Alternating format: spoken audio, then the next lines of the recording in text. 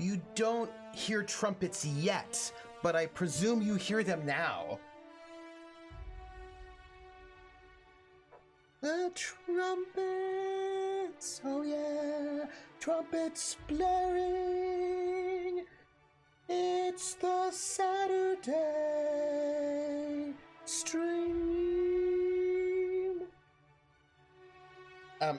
Hey everybody. Hi, it's me, Tripper SJP, and and this is the Academic Foxhole. Hi everybody, Ice Bunny and Courier and Artie Snack, Scabinak, PH, Barontor. Hey, Ice Bunny, I'm so sorry you're melting. You are an Ice Bunny. You should only be in the freezing cold at all times, and I'm so sorry for your life. Name game. It's the name game! The name game! Come on everybody! I said now let's play a game! I bet you I can make a rhyme out of anybody's name. The first letter of the name. I treat it like it wasn't there. And then a B or an F or an M will appear. And then I say Bo at a B, then I say the name, then banana, fanner, and foe. And then I say the name again with an F, very plain, then a fee, fi, and a mo. And then I say the name again with an M this time, and there isn't any name that I can't rhyme. Name game. Renatera, Bobanatera, Banana, Fanafo, Fanatera, Fee, Fi, Momenatera. Renatera. Ooh, thank you so much. Also, Devil Crayon, what? Devil Crayon, Bevel Crayon, Banana, Fanafo, Bevel Crayon, Fee, Fi, Mo, Mevel Crayon. Devil Crayon, thank you both for your subs. Scabinak, it's been almost 3 years. You're old. And also, oh, wait, no, I miss Scabinak. Scabinak, Bobabinak, Banana, Fana, Fofabinak, Fifa, Momabinak. Scabinak, thanks for the resubs, y'all. This is amazing. Speaking of which, I need to get a new emote. I think we have a new emote, and I know what I want. I want an emote that says Doom. That's gonna be the new emote. I just gotta get the emote done, and then it will. Oh, Devil Crayon, you're welcome.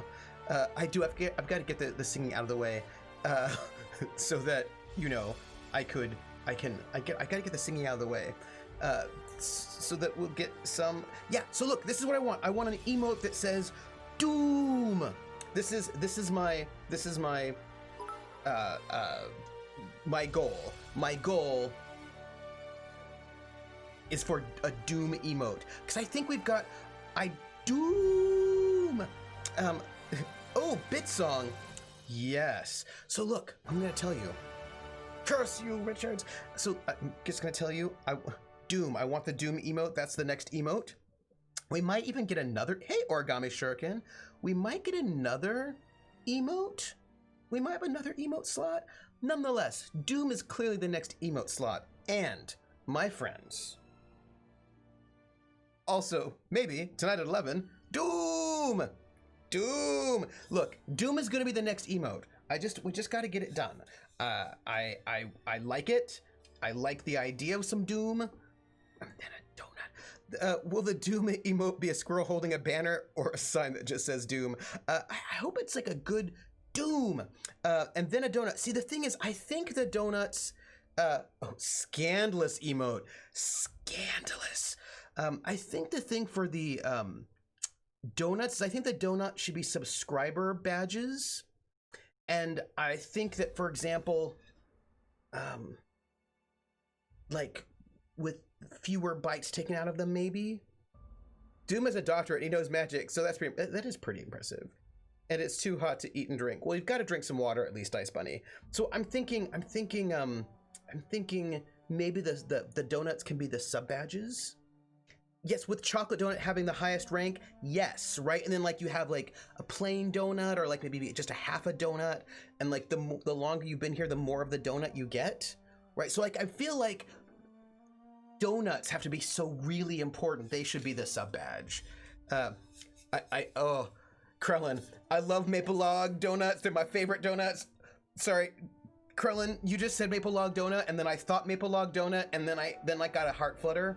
My heart went little pitter pat because it was so excited about the Maple Log donut. It's just, 1 month subs are bagels. Krell's like, I know what I did. I love Maple Log. Maple Logs are so good. They're my favorite.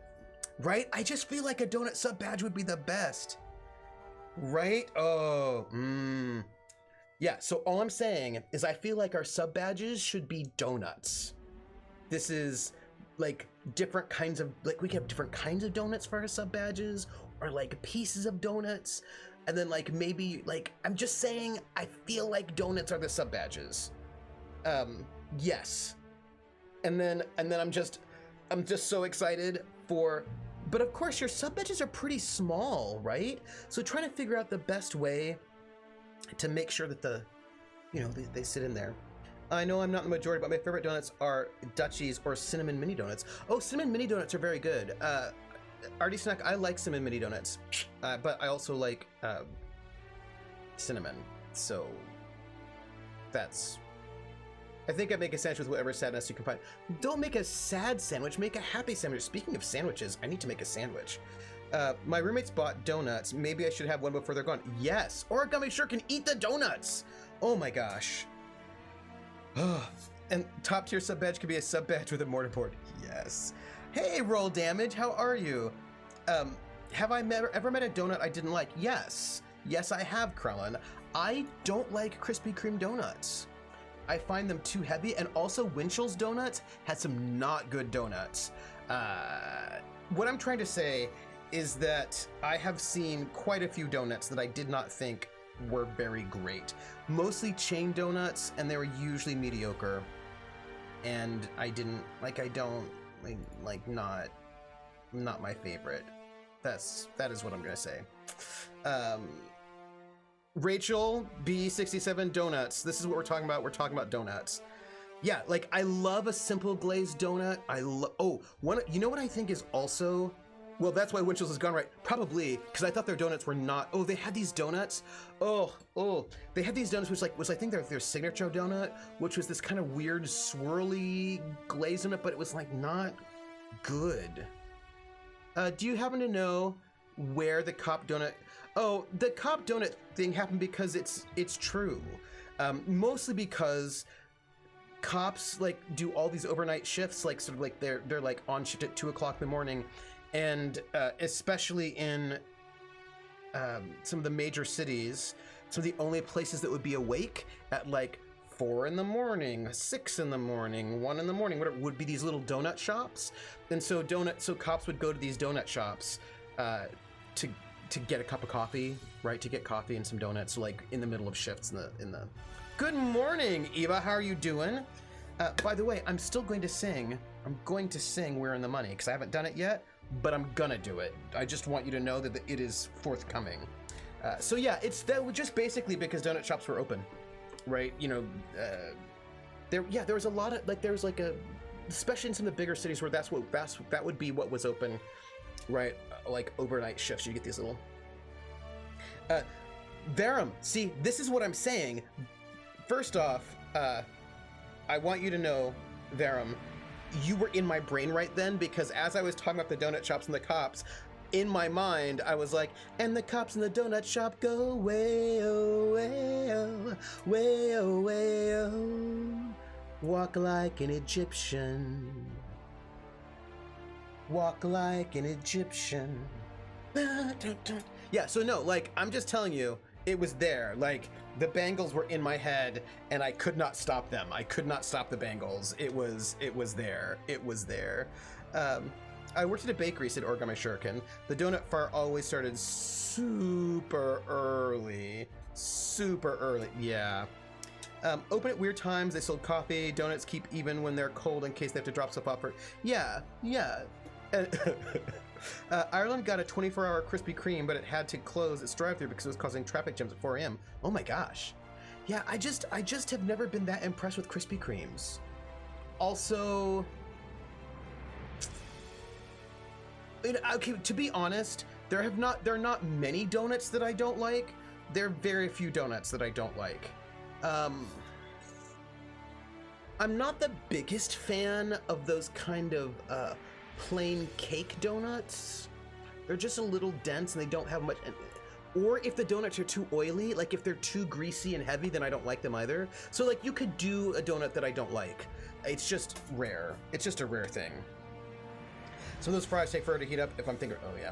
Irish people don't deal with 24-hour well or drive-through or self-control, really. In that way, we're very similar to Americans, actually. See, we have a lot in common. We've got a lot in common. This is what I'm saying. See, the thing is, Cyclonus, I don't drink coffee, right? So like, since I don't drink coffee, the plain cake donut doesn't do much for me. Yeah, as long as they come from a little strip mall, I will eat them. Little strip mall donuts, then... So the Krispy Kreme formula is literally everything you hate in donuts. Yeah, they're too heavy. Yeah. Yeah. Speaking of which, I'm going to sing. I love coffee, but most American coffee is so weak. Well, Courier, you can get super, like, here's the thing. If you want super strong coffee, go get an espresso, because like you can get it. Like, I mean, I cannot speak about other parts of the country, but I grew up in the San Francisco Bay Area. Then now I'm in the Boston area. Like all the places I've been at, you can just go get the strongest coffee you want at some coffee shop. You know what I mean? Like if you want a double espresso with 18 caffeine, you can just go get that. Like, you know, so we have those things available. Now, like some Americans like weak coffee, but like I think some Scandinavians like weak coffee. I think there's a thing about that. But Rissa would know because one of the characters in the RPG we play together likes this particular kind of weak coffee, and it's sort of a cultural thing. Anyway, the point is, the character does, not the player. I don't know what the player likes in terms of their coffee. I want strong black coffee. It's got to be at least 20 ounces. One of these days I'm going to Miami just for Cuban coffee. PH says, oh, that reminds me. In the US, how do you call and responses calls at concerts usually go? Like in the Netherlands, we give the bare minimum to things like, let me hear you say yeah, and then we could mumble. Oh. I think it depends. You don't want dark roast in the US if you like strong coffee, because the darker the roast, the weaker the coffee. Oh, that's interesting. It depends on the concert. It depends on what, like, I will say, if you like, yeah, so what I'm going to tell you is this. It depends on the concert you go to. Here's an actual thing. We are not excited. So what I will say is, it depends on your concert. I've been to like generic rock concerts where people are like, yeah, whatever, right? But like I went and I got to see Big Frida, sissy bounce artist. And let me tell you what, she got that audience up and moving and dancing. Like, so a lot of, it depends on the genre. Depends on the genre, depends on the audience. There are audiences and genres that get into it. And somebody says, let me hear you say, yeah, everyone's gonna be like, yeah. But it depends on like how cool you are, right? And like if you're like a hipster, you probably will be like, whatever. I'm not excited. I hate being here, and like won't be excited, and won't say anything. And it also depends on the charisma of the artist as well. So I mean, like, I tend to go to, and yeah. So I think it depends. Yeah, Reina Terra, she is amazing. Big Frida's amazing, and I will tell you what, nobody in a Big Frida concert's like mumble yeah. At the Big Frida concert, everybody's like woo. Yeah, like yes. Eva says, I'm in Seattle, and while that may make you think Starbucks in every corner, and you would be correct, we have so many options. We can find really strong coffee, European-style brew stuff. Oh, yeah, and that's the thing. In a lot of places, not many waves at Bozat Opera. That is also true. My friend Mark heard of this band. They aren't cool anymore. This is fair. So I think that what I would say is, you know, by the way, we're at $12,500. How is that on the campaign for the Bail Project, which is going to be running until the 29th of June. So we've got just a couple more days left. 2 days. So Monday it shuts down. Monday's the last day. So it's hanging out. I've heard that some people in a classic concert complained the decoration was hiding the feet of the performers. I don't even know about that. Also, hey everybody. So look, I'm gonna sing We're in the Money as sung by Ginger Rogers from the film Gold Diggers of 1933, which means I'm singing it in Pig Latin. And then I'm gonna tell you stuff. So.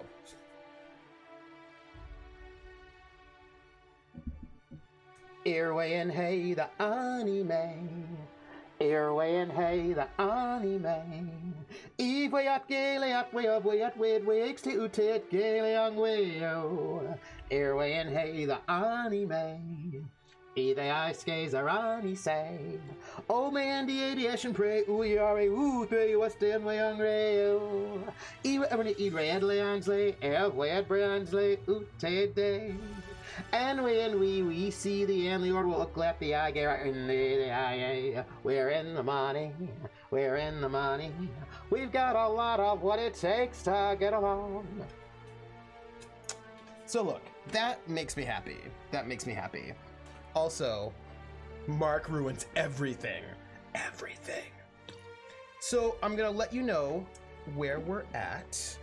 I have got an apartment, and I've paid my down payment.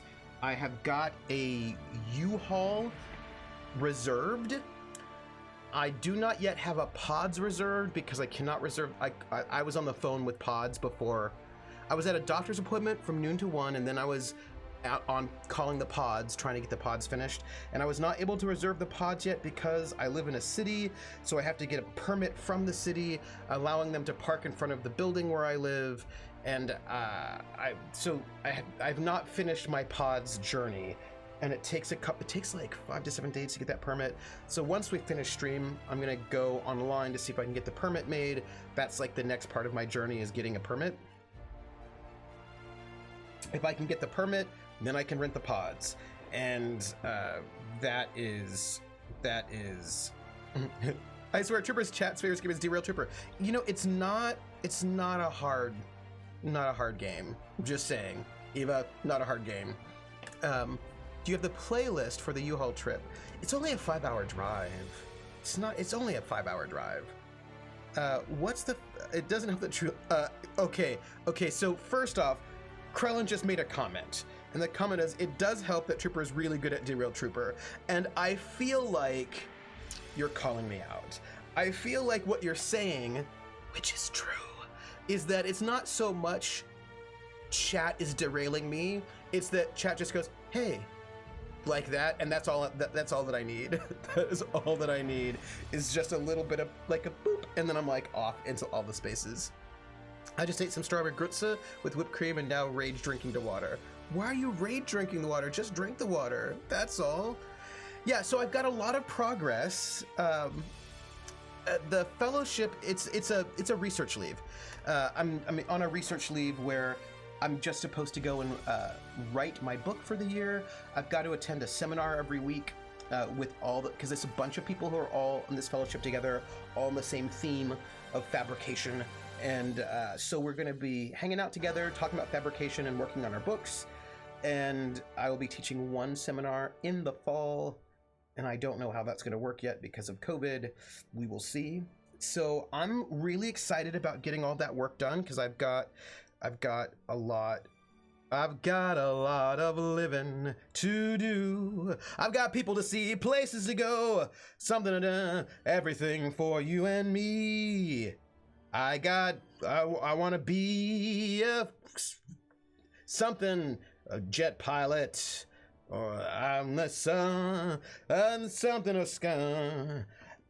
And daddy dear, you don't know your daughter, 'cause I got a lot of living to do. And I'm mixing all three of the parts into one line. That's from the musical Bye Bye Birdie, is what I'm trying to tell you. That's from the musical Bye Bye Birdie. All you need to do is, so Trooper, what do you think of insert TTRPG question or insert music theory question? Yeah, that's okay. That's fair. That's really all you need to do. That is, by the way, I'm going to just start the game because I think we have to walk. So, you know, am I closer to New York's? Ooh, be right. Be right. The name game. Come on, everybody. I said, now let's play a game. I bet you I can make a rhyme out of anybody's name. The first letter of the name, I treat it like it wasn't there. And then a B or an F or an M will appear. And then I say bo at a B, then I say the name, then banana, fana, and fo. And then I say the name again with an F, very plain, then a fee, fi, and a mo. And then I say the name again with an M this time, and there isn't any name that I can't rhyme. But if the first two letters are ever the same, I drop them both and say the name. Like Bob, Bob drop the B's, Bo, or Fred, Fred drop the F's, fo, red, or Mary, Mary drop the M's, mo, airy. That's the only rule that is contrary. Be right, be right, be right, bo, e right, banana, fana, fo, fee right, fee, fi, mo, me right. Be right.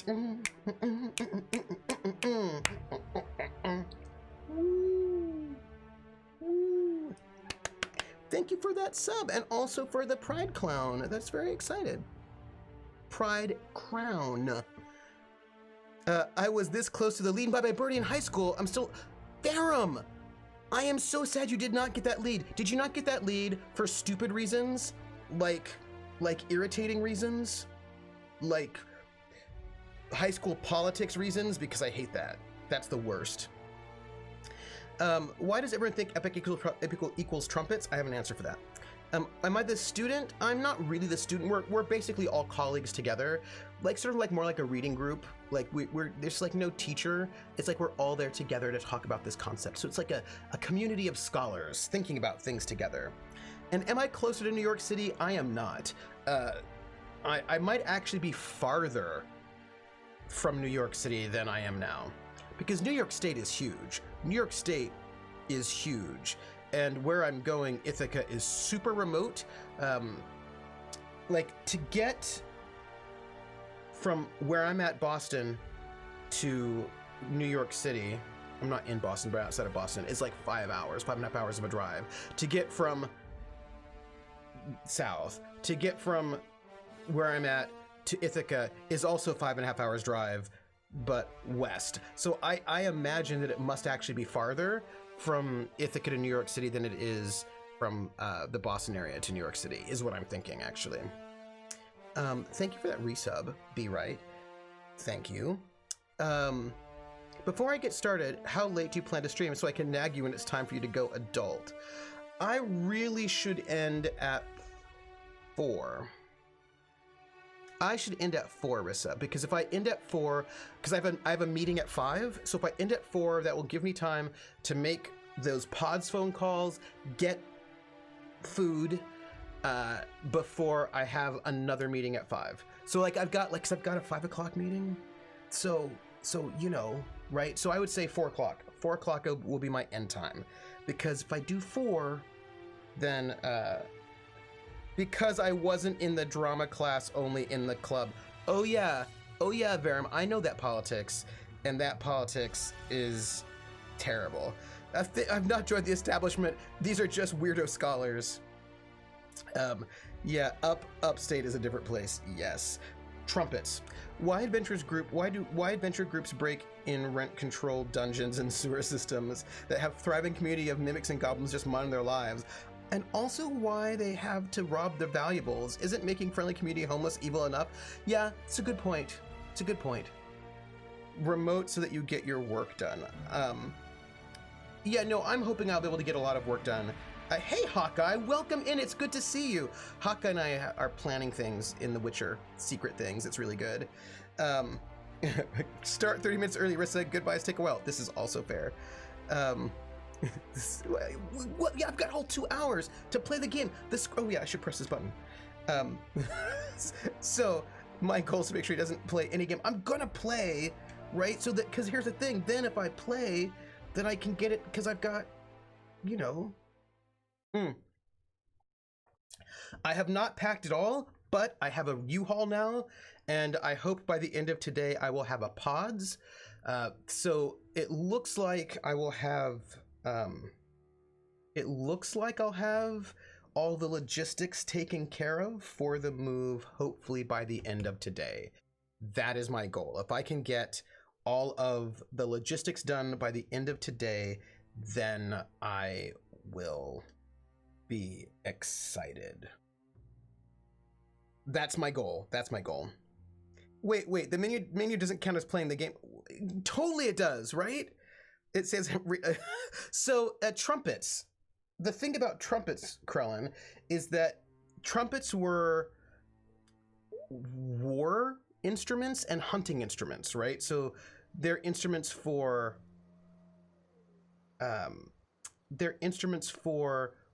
originally for war and for hunting. So they're used in these kind of martial and somewhat aggressive ways.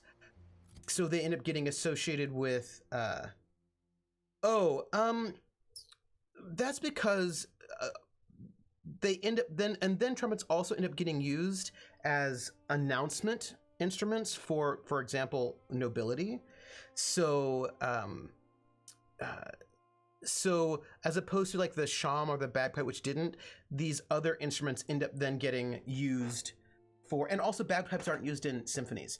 So so the trumpets end up getting used in like to hail nobility, like somebody walks into a court and then people play the trumpets. And so so these things get them associated with sort of massive important things. And then of course, one of the other things that becomes important is that horn sections end up being put in orchestras, and symphonic music, right? And they get used for epicness in symphonic music, often because of its relationship to hunting and also sort of nobility. And then symphonic music ends up getting carried into silent film scoring, which then ends up getting carried over into film scoring. And a lot of our musical cues that we understand nowadays comes from our relationship to film music. So we will associate horns with epicness because of this sort of lineage that way. Verum, the French horn is hardcore. Like it is not that is hardcore. Weapons.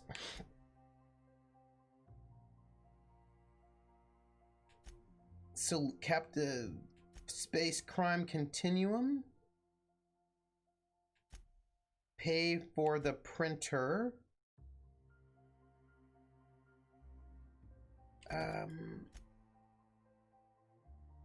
That's that location.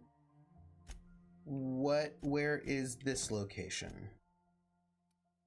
That location is there. Where am I? I have no idea where I am, everyone. I feel like we'll just go there.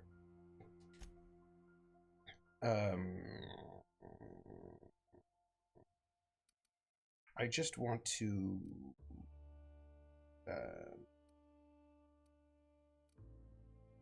can I just fast travel? I just want to fast travel. Okay, so why did I know Fallout 3 would suck as soon as I heard the trumpets in the trailer? Probably because when I think of garage bands, I think guitar, bass, and drums as the instruments. Is that the default, and if so, why? Yes, it is. Hello, Wolfen CG. How are you? You're in a town just out of Boston Trooper. No, this is fair. Probably because you may not like epic, like, I don't know, do you like epic scale games? When you hear that sort of classic Hollywood epicness and the things associated with it, does it irritate you? Because you may not like because that there's like an aesthetic that's associated with that kind of epic horn thing. You're going to get that in certain kinds of films rather than other kinds of films, and certain kinds of experiences rather than other kinds of experiences. And you may not like that experience. You know what I mean? So like that's, I don't know. I literally played Skyrim because I love the theme song. They transformed the theme though from Oblivion. Oblivion was pretty epic. Didn't they make the theme in Skyrim sound more ethnic? Didn't they? Not. Now I want to hear it because I feel like they changed it. Morrowind theme. It's more vocal. Yeah. So like that's a different. So let me see. So this is the Morrowind version.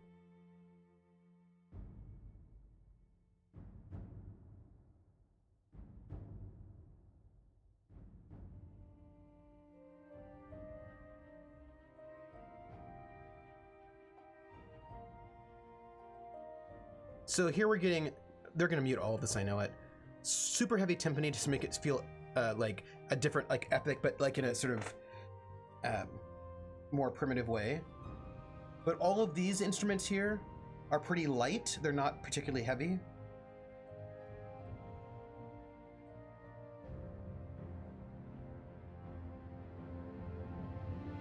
Now they're building up, but they're doing their epicness through strings rather than through horns. No, you've got horns in there. This is much slower. One. Here comes the horns emerging. Now this is in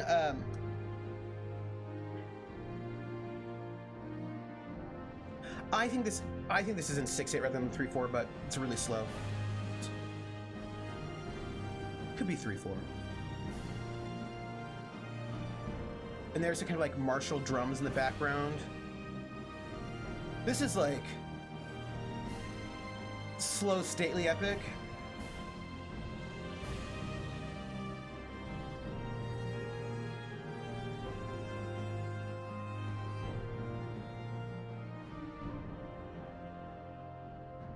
It's pretty slow. That's pretty slow, huh? Yeah, it's very chill.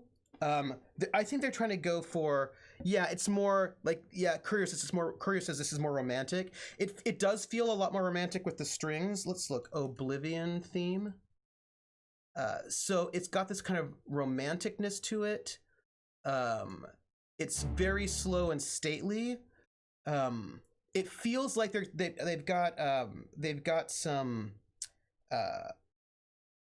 it feels like they've got some harpsichord in there, so it feels like they're kind of going for this kind of old sound, but with all of the kind of bells and chimes that feels like a little I suppose, Krellin, the question was, how did you know that they did not handle it well before you even started? That's my question. Yeah, so it's sort of romantic, it's sort of epic, it's stately, it's slow, but there are a lot of while they have kind of like heavy percussion, it's fairly pulled back, and you hear a lot of instruments in the upper range, so it doesn't feel particularly heavy, even though it's quite slow. So it feels a little bit more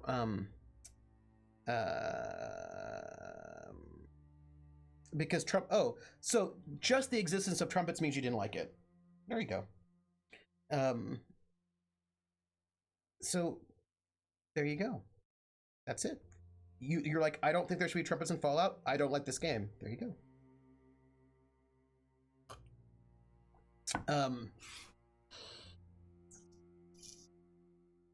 All right, let's listen to Oblivion.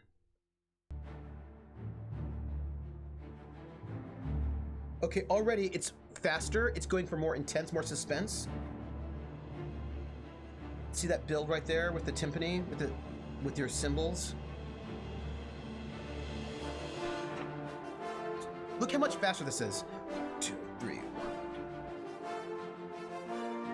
And this is all brass here?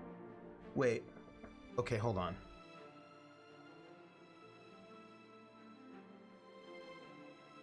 Pulling back a little bit, but it's like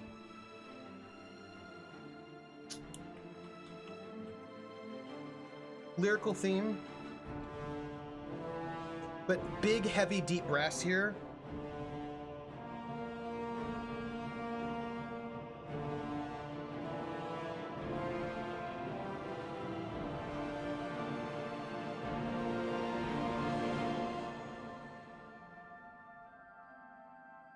Another one, it gives you some contrast with sort of like a lighter, more ethereal moment. But this is really just here because they want to bring back the big heavy.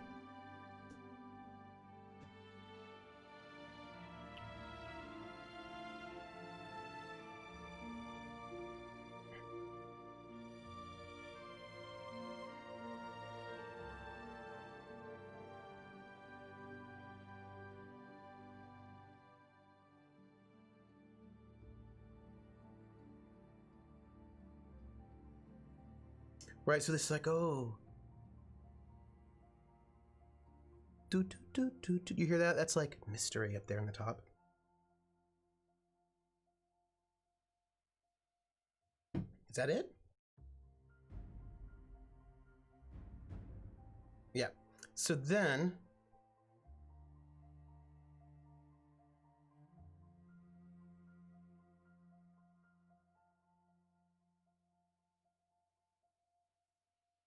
Oh, yeah, that's... Right. We're hearing a little bit of Outer Worlds right now, which is a little bit distracting. And then here's our Skyrim, right, which I think is all like super manly. This is an ad. Wait. Without a college degree, Give me a second. fighting an uphill battle. I found Google's IT support program. Okay. All right, so big heavy percussion.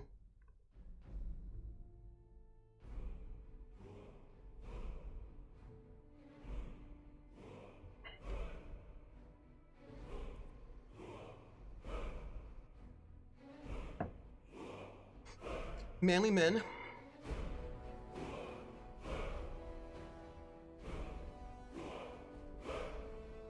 Manly men not singing particularly melodically, so it sounds more macho, more masculine.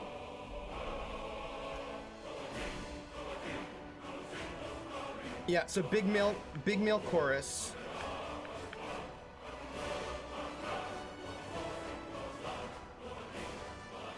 Also brass, because that's also masculine.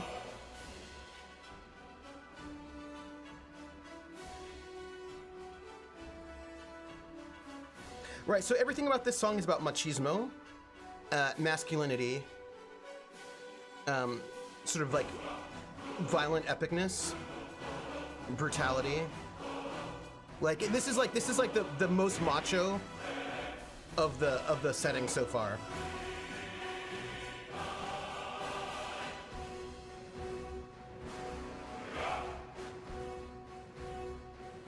Oh, Courier, no, this is about all the testosterone. Like, this is like, how can we have more testosterone in this? It's all of them.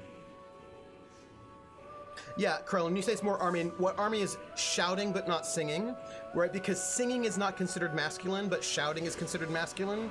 So this, what they're gonna do is like give it, and if you notice, they're really pulling back on any kind of lyrical contrast. Like you're getting a little bit, but like,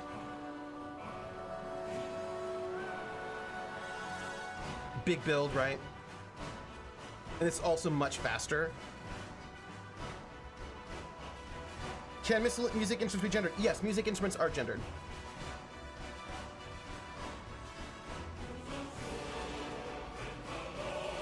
It's almost like Russian army choir. You know what I mean?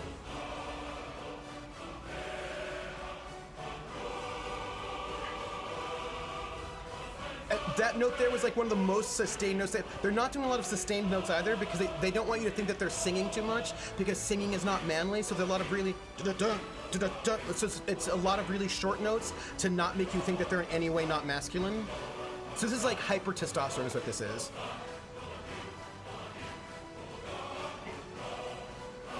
flutes and harps.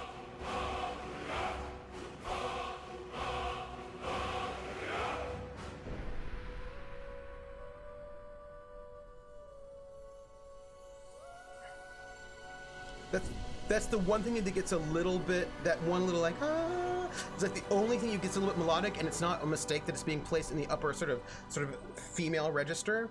So this is like, this whole song is like super macho, super testosterone. It does as much as it can.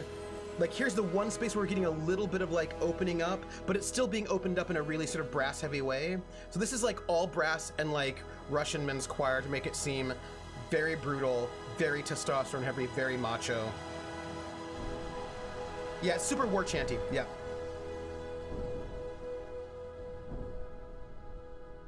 And then also, by the way, what an instrument's gender is how we associate with each instrument changes over time, of course, right? And also genre. So and now hearing that one, let's go back. All of this is gonna be muted in the VOD, you know it. Let's go back to the Morrowind theme.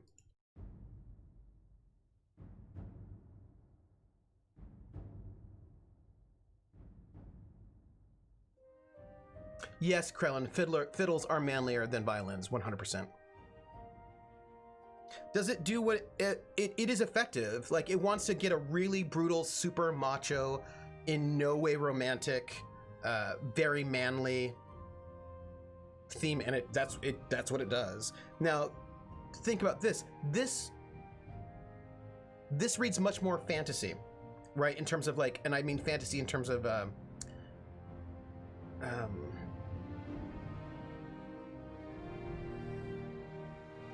see, a person that using the brass changed the tone enough to change the gender of the brass in my head. It does, but the problem is that brass is generally gendered masculine. It's really hard. It's really hard to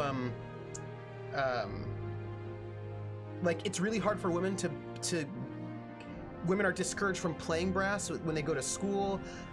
It's really hard for women to become brass players at conservatories. It's really hard for women to get jobs as brass players in symphonies. So there's a way in which brass is heavily masculine coded, so much so that women have a really hard time being taken seriously. There was a whole thing about, like, there's a really interesting article from the 1940s when they, because, like, you know, during World War II, they had all these all women swing bands because the men were off in war, and there's all this sort of things like, oh, women shouldn't be playing brass, that's inappropriate because they have to purse their lips, and like, oh, it's not ladylike to play brass, and can they even really play the brass? Like, they should stick to singing. Like, there's like all of that. Yeah, so there's a lot of, so definitely. So I would say, is it high versus low fantasy? I don't know. Hey, Volpez. So the thing is that the start of the song, is that because they feel incorrectly that girls didn't have the lung capacity? Well, they didn't want women there in general, and also the idea that there's a whole idea of ladylikeness, right? That it's not ladylike to play like that. Oh gosh, it's really basically women should basically be pretty songbird singers, and that's about it, and that sort of carries through in different kinds of genres. Sexism is insidious, yes. Nice theme, including stream stopping. Women should play giant gongs as their instrument. Maybe I just like those.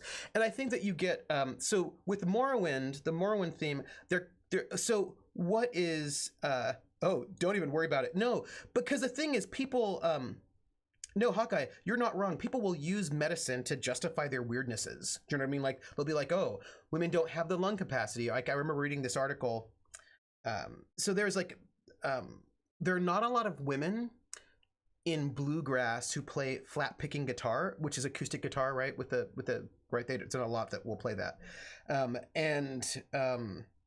There was a question like, why is it that you don't have a lot of women in bluegrass on the acoustic guitar when women play acoustic guitar all the time? Like, you know what I mean? Like, it's like, if you think about like folk music, that's the whole stereotype of like the girl with the acoustic guitar, like there she is, right? So why do you not have women playing acoustic guitar and bluegrass. And some, like, there's an interview, Hawkeye, this is medical, right? This guy was like, oh, well, women don't have the finger strength to hold down the strings. You know what I mean? Like, they just, so like, there was like a medical reason why women couldn't play acoustic guitar and bluegrass. It's because they don't have strong enough fingers. And I was like, weird. Okay, that's interesting. Also made up, but cool. You do you, I suppose, right? That's your excitement. Yeah. The women that claim all this latest stuff are often far away from being one themselves. Here's a Skyrim do with female singers. Oh no, hold on. Copy link location. Devil Crayon, let's see what they do here. This will be interesting. So this is the Skyrim theme, but with women singing. Oops, that's not what I want. Come back here.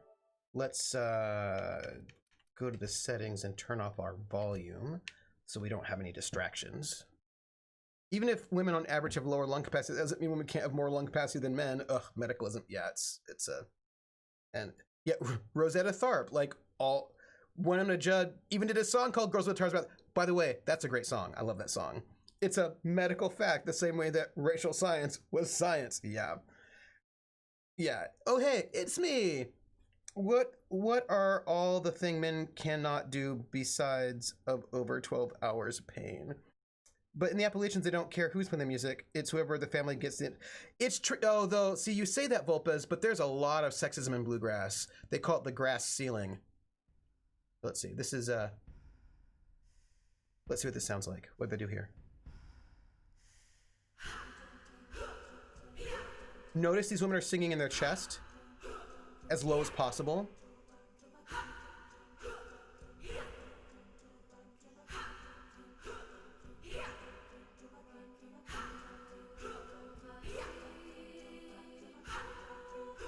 But they're adding in this kind of lyrical, do you hear that? The lyrical, smooth, upper range.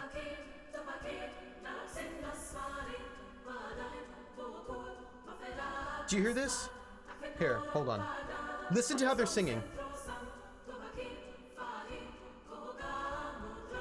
Okay, did you hear that? Da, da, da. What they're doing is they're singing more legato, where they're connecting the notes to each other, so it ends up sounding more melodic. And then compare that to how these guys are singing it.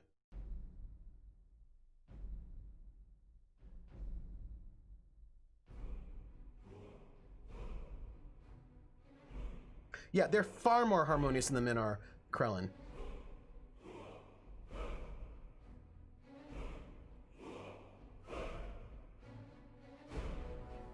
Wait till they come into the verses.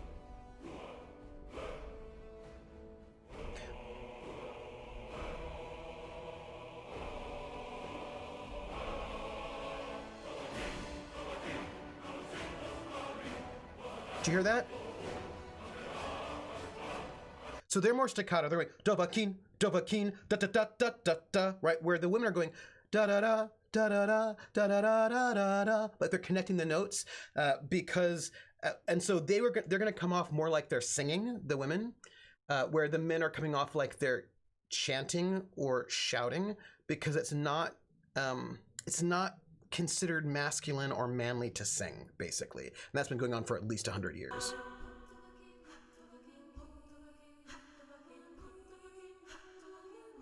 Like, listen to how much more melodic and legato they're doing here.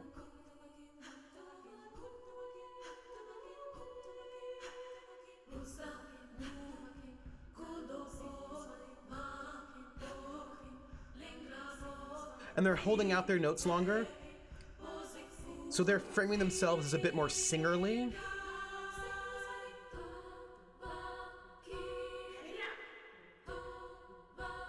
And they've got more harmony. So they're actually coming in like on multiple notes at the same time.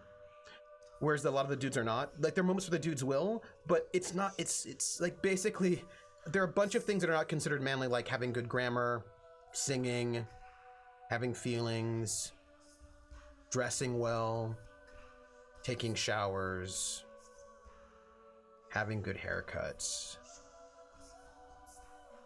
articulating what you're thinking out loud.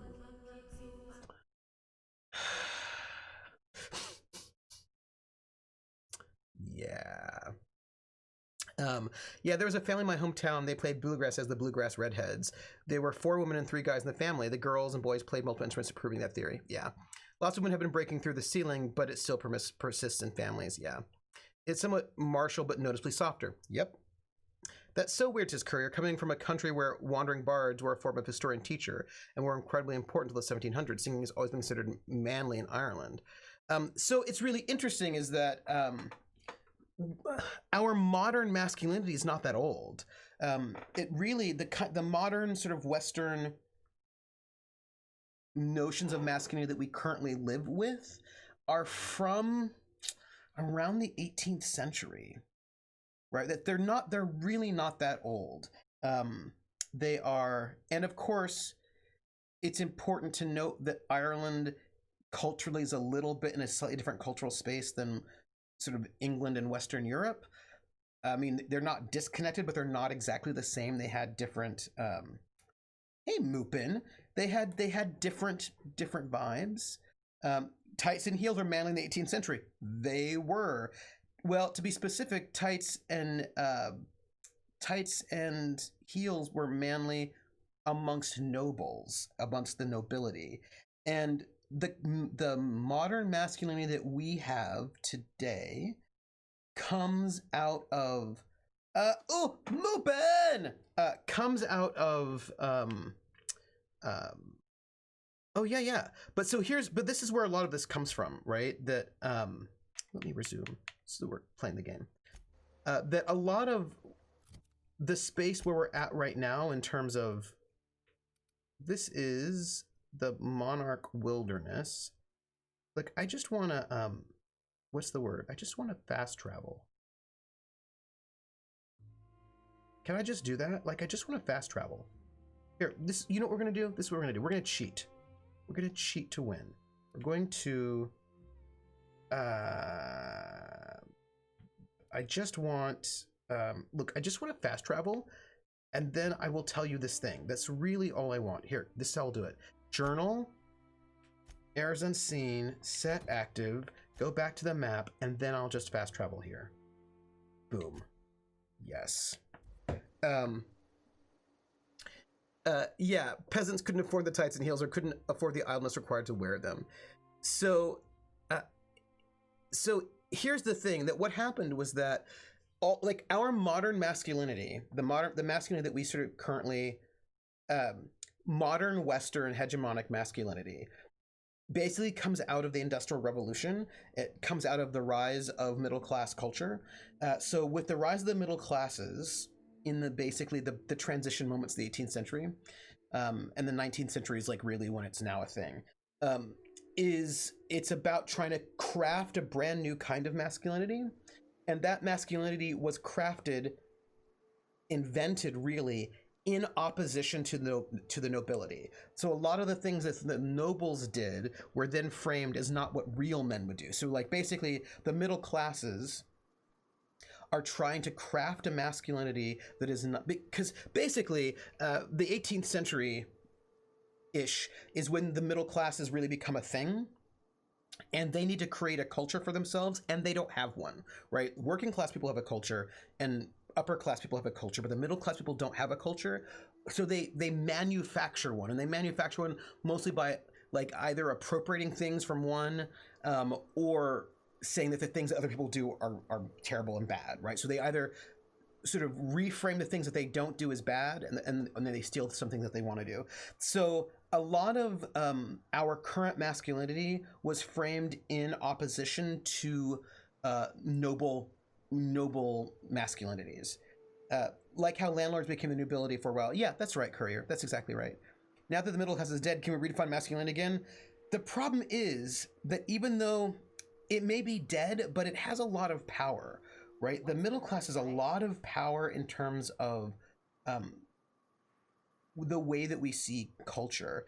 And so the kind of masculinity that we have is basically and almost exclusively a construction of middle class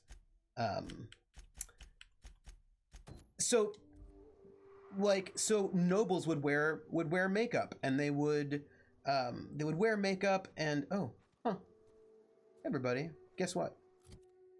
I am overweight. Why did I not know that? Well, that's a thing apparently, because that's me. Middle class spending might be dead, but culturally it's unfortunately very much still alive. Yeah. The upper class like to pretend they're middle class to a delusional extent. Well, it's interesting because that's also a bit of a shift. They used to not, right? They used to be like, we're upper class. We would never want to be middle class. That would be the worst. That would be terrible. And I am often, this is often true. I am often overweight in this game all the time, but it's okay because I'm gonna just find a couple of things that I'm carrying that I could delete, just like one, like I can delete that, and then also this, right? Like that's, and then I've got a bunch of these guns, and I can probably delete one of these. I was under 100 at one point, and I feel like people should be very proud of me for that sacrifice that I made, that terrible, difficult sacrifice, which I did. And look at that amazingness. I am. It lasted one session. But look, now I'm underweight. Like it's, look how great I am right now with the under my max weight. And then look, I'll get rid of this one too. See, look at that.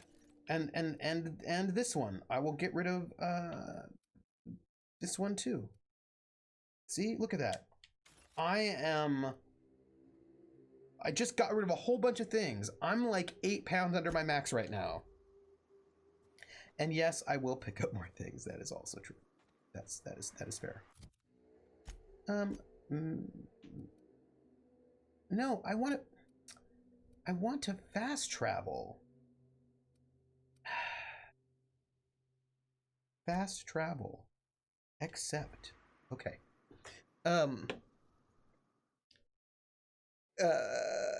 We are beautiful art. Yes, we are.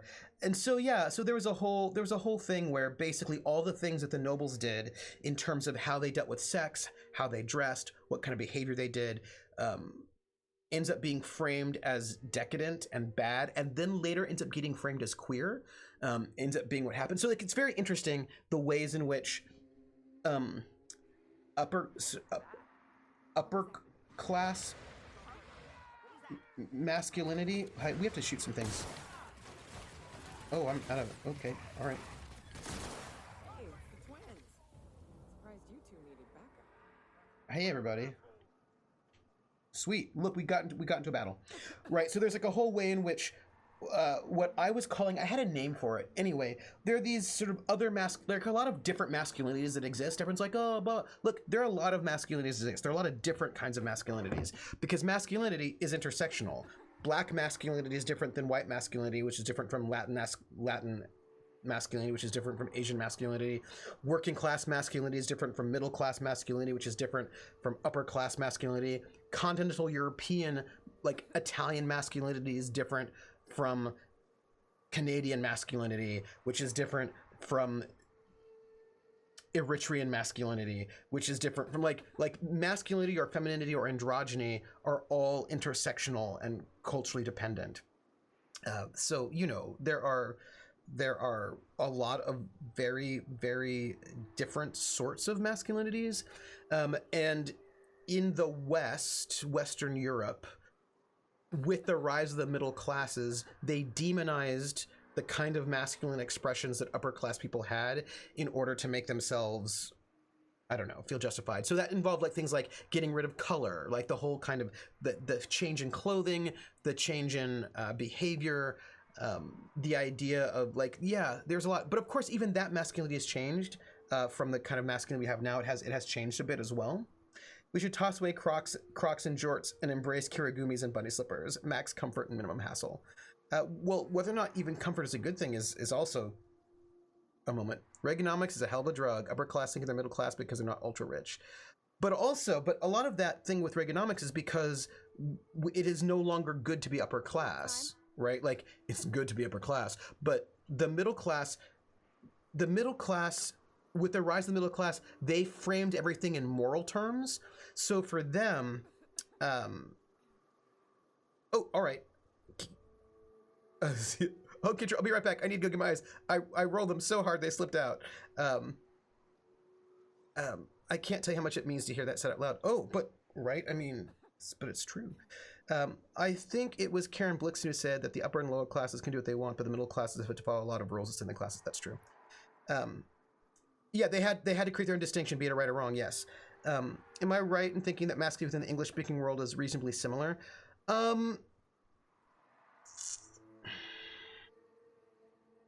Depending on class and race, and region. So like we have,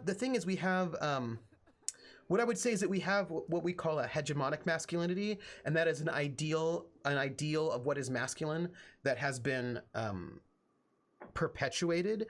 Very few people can meet that ideal, and it does not serve most people. So even if you don't have that masculine ideal, even if you don't embody that masculinity, that ideal exists, right? So, and age, Javai, age is also one of these factors. What masculinity looks like when you're 18 is different from when you're 60. So age also, like, they're basically intersectionality means that understanding femininity and masculinity or androgyny really is very, very dependent.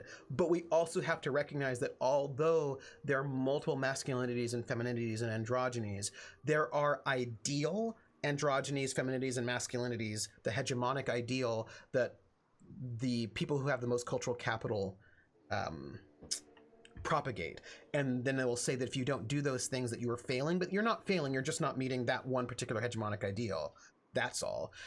So for example, one of the ways in which the new middle classes did what they did, which was, I think,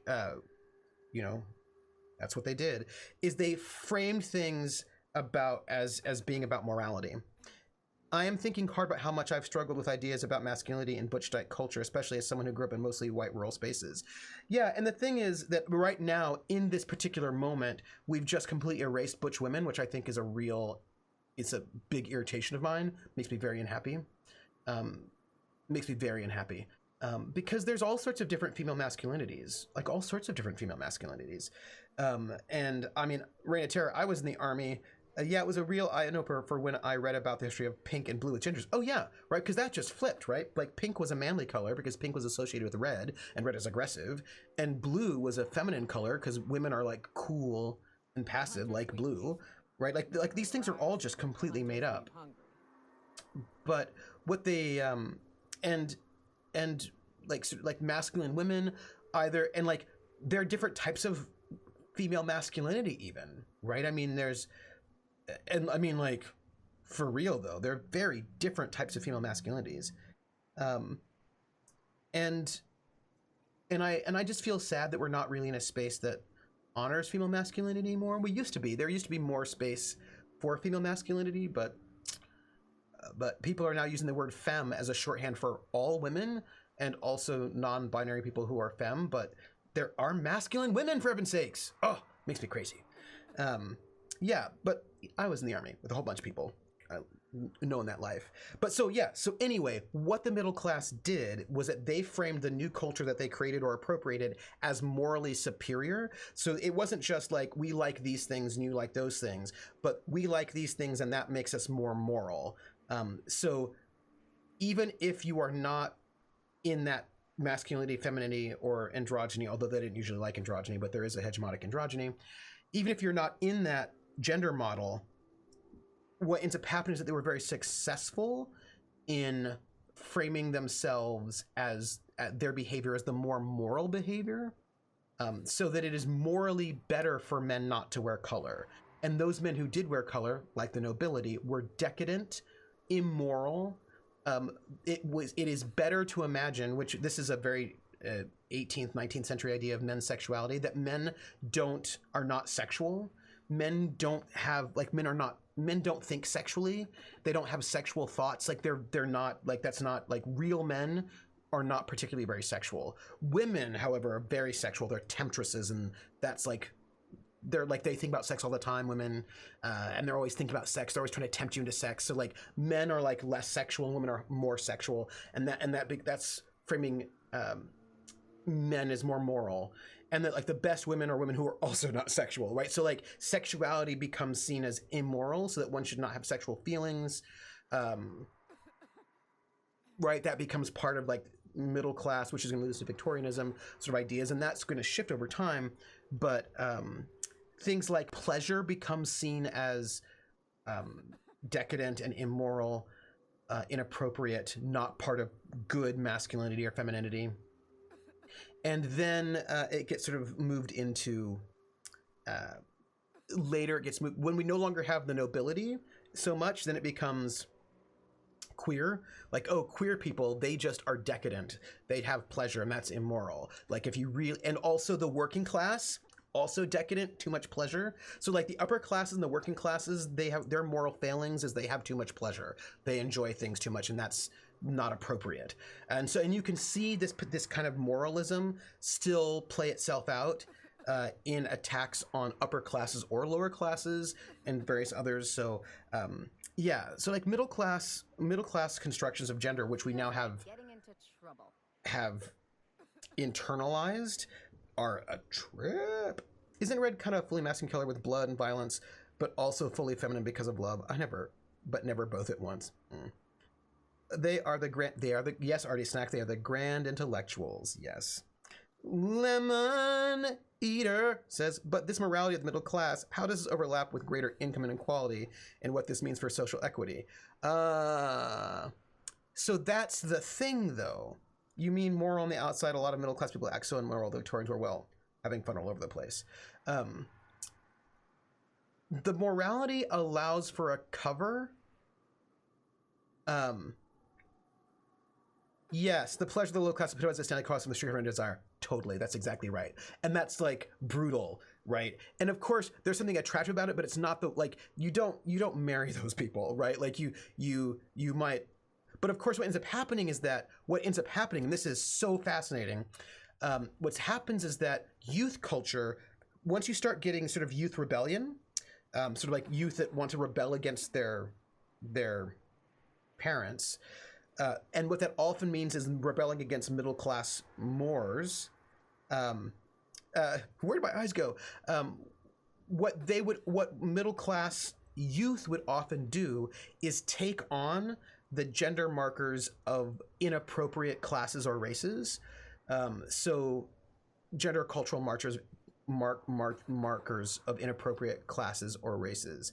So, for example, the teddy boys in England, they wore basically like they dressed like they were nobles from the last century. And this also happened like in the 1920s. Like the teddy boys would wear like Edwardian frock coats is what I'm trying to tell you.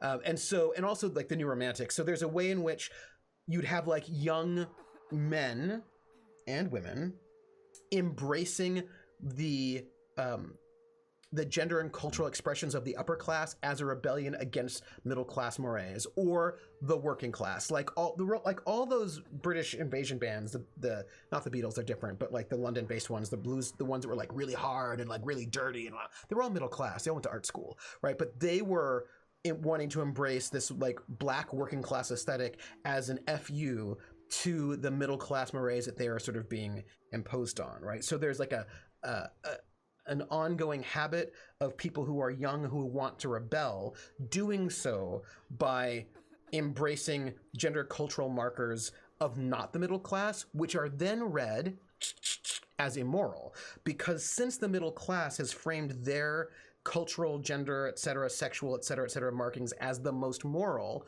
when the youths,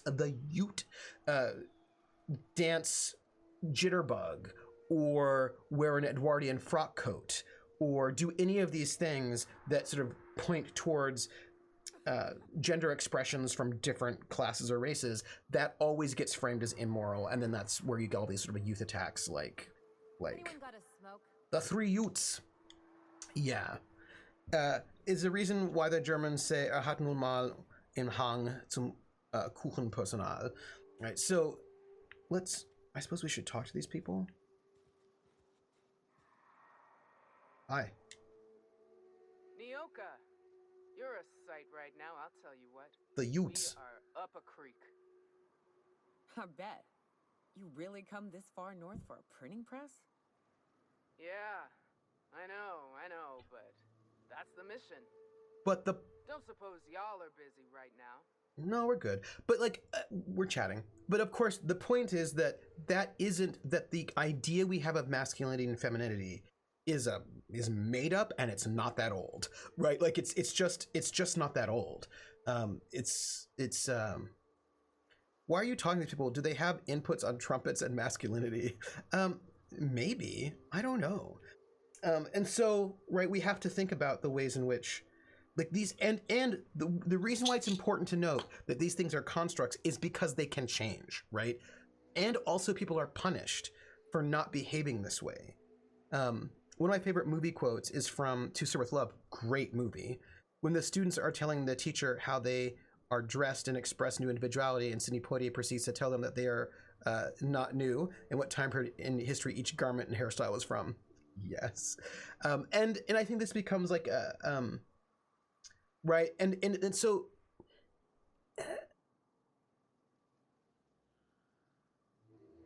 Stanley Kowalski is a good one, right? Because there's a way in which we can frame sort of white rural masculinity as, I mean, it's framed all the time as wrong, right? It's not framed well. White rural femininity is also framed poorly, as is trashy, as et cetera, et cetera, et cetera.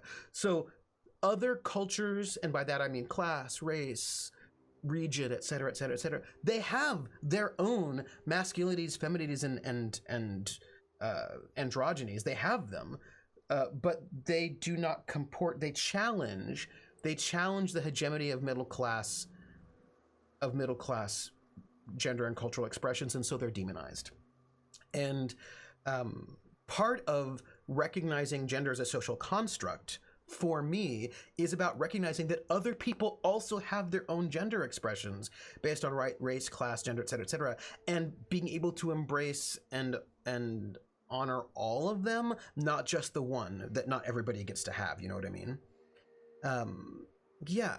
So that's the thing. Like, I just don't want, because basically a lot of people have genders, and those genders are being subtly, but not so subtly, put down all the time. And so if we can recognize that, that's good. My Latin teacher showed up to Sir With Love every year. I learned from him because it was his favorite film, and he was already showing his English classes. Oh, interesting. I love that film. Sidney Poitier, Lulu. Lulu's amazing. Kitchen. Cool. Yeah. Not cake, Trooper. It basically means that the men were making out with the women that, due to their lower status, cannot say no. And the moral thing was that you stay faithful to your wife.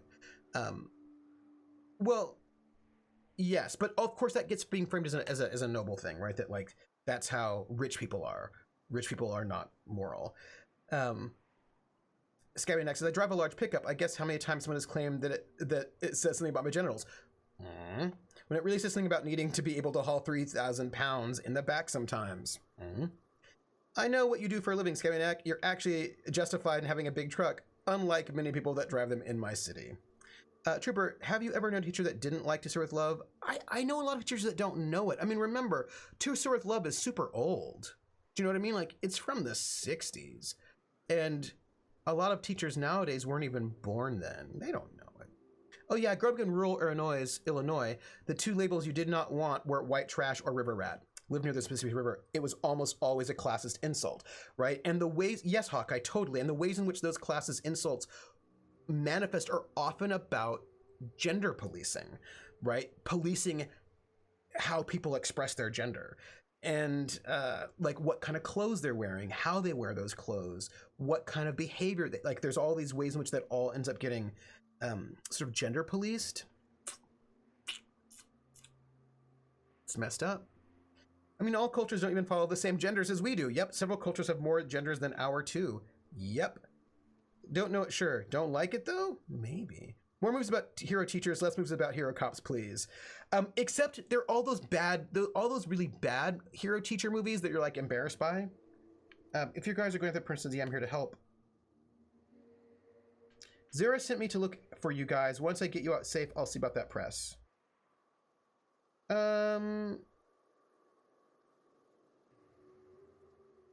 Yeah, we'll say that. Thank the Eternal. We could use a hand. But we can't leave without patching these guys up. Acker here is bleeding out and Jensen can't see straight. Our medic has got our trauma kit, but we got separated. We ain't seen him in a couple of hours. All right. My professional medical advice is to get out of here as soon as possible. Yeah. Bleeding might kill him, but wraps definitely will. How many years of medical school went into that word of wisdom? Sorry. We appreciate the assist. We just need to find our medic so we can do exactly as you say. Get the hell out. Right. Any idea where he went? Yeah, on account of giving him the order. He's searching the old settlement in the north. Ooh, I'm on tonight's card? Yes! I can't wait to watch the card. I'm very excited. Old settlement north of the press. Got it. I'll see if I can find him. Okay. Krellin, there was a whole spate of super embarrassing, kind of gross teacher movies in the late 80s, in the 90s, right? So, and they were all the same. It was always a white teacher goes into the inner city and all the inner city kids are bad and terrible. And then not always a white teacher, not always, but often. And then the white teacher inspires them through, I don't know, some random thing. And then the terrible inner city kids of color are inspired by the white teacher teaching them how to read poetry or whatever. And then everything is fine. Basically, there are a bunch of white savior teacher movies. There are a bunch of white savior teacher movies that are just embarrassing. Any luck out there? Yeah. And then they lift themselves up by their bootstraps. Yeah, and it's like, you know, Music of the Heart, Freedom Riders, Michelle Pfeiffer was in one. Like, there's just a bunch of them. Yeah, there are a lot. And it started, I think, with, I think it's... Got my sights on you. It's fine. I think it started with... Yeah, basically the white blonde with the noble savages. And sometimes we'll have, like... teachers of color, so like there's the one with the Coolio song. Yeah, so like there's I think the first one I remember was Stand By Me, Stand and Deliver.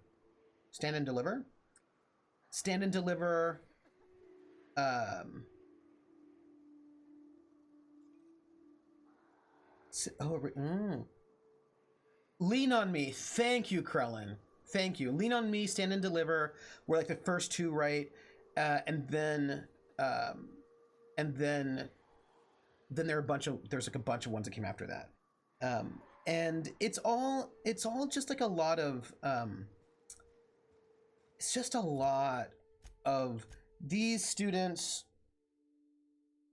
Like there are never structural problems. They never talk about underfunding of schools. It's always like, well, they don't have enough discipline, and also like they don't have enough discipline, and they just need to read Shakespeare. And if they read Shakespeare, then everything will be fine. You know, like it's a lot of that. Oh, that was Lean on Me, or Stand and Deliver.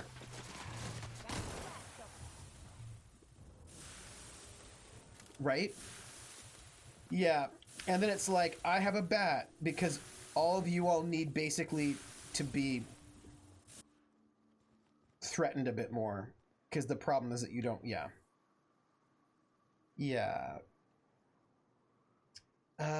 When I started my job training as nanny, the teacher considered us monkeys in the current cause. We were all from Hauptschule. Well, that's the class structure of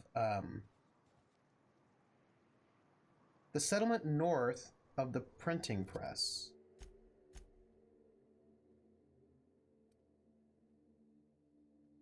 The settlement north of the printing press.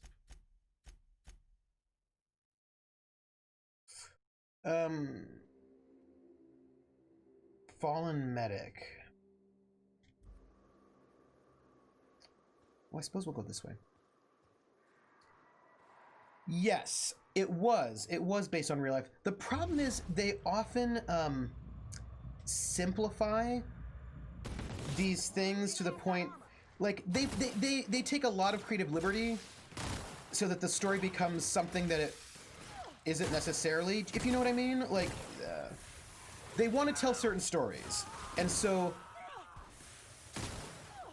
they adjust those stories so that the stories work better for the story, for what they want to tell.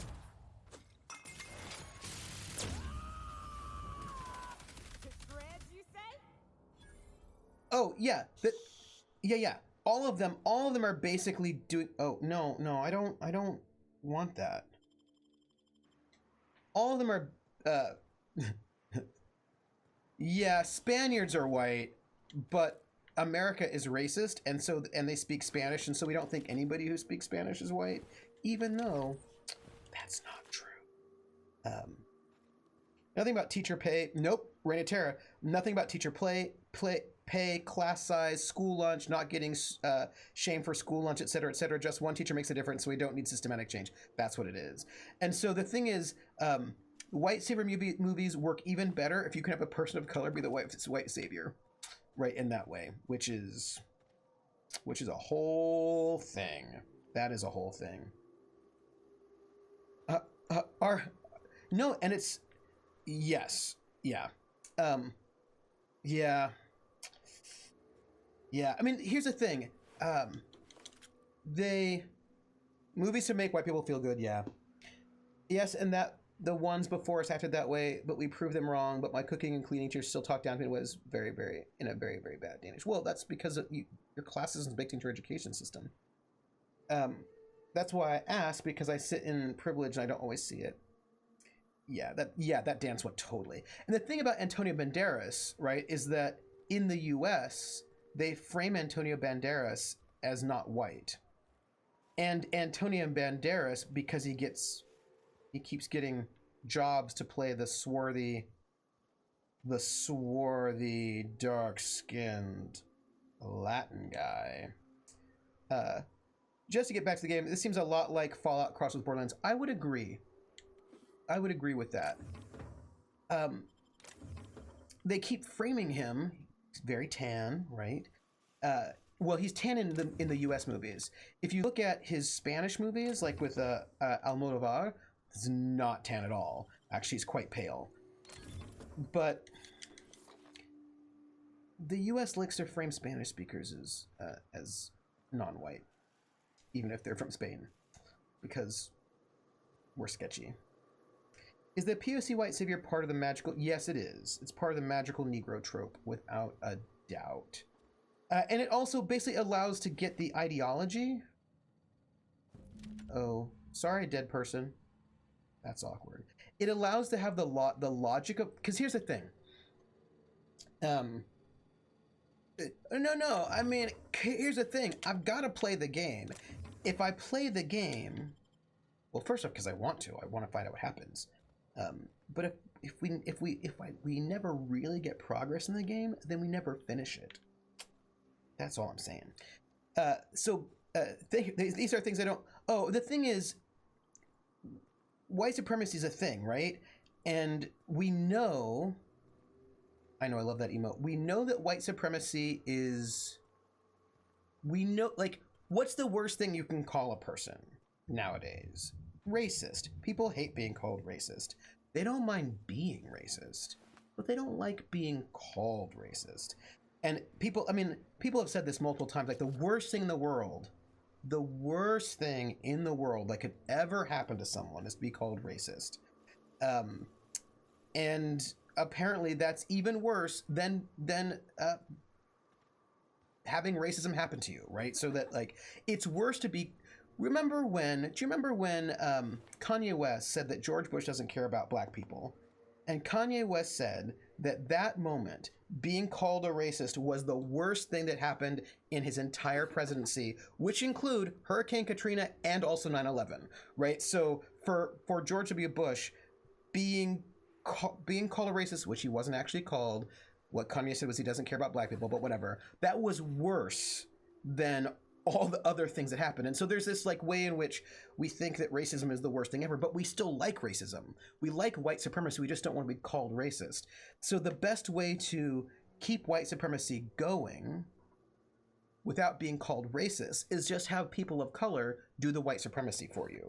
So you have movies where people of color are lazy, violent, poor, bad, in need of saving, right? Because their entire culture is terrible and ruined, and there's no systemic problems, but you know it might be a little bit too on the nose to have a white person save them, so you just get a person of color to do it. But that person of color is most likely going to speak, dress, and act like white people, right? So they're going to sort of conform to white supremacist ideals, and then they will do all of the saving, but you do that so you can still uphold white supremacy while having basically plausible deniability.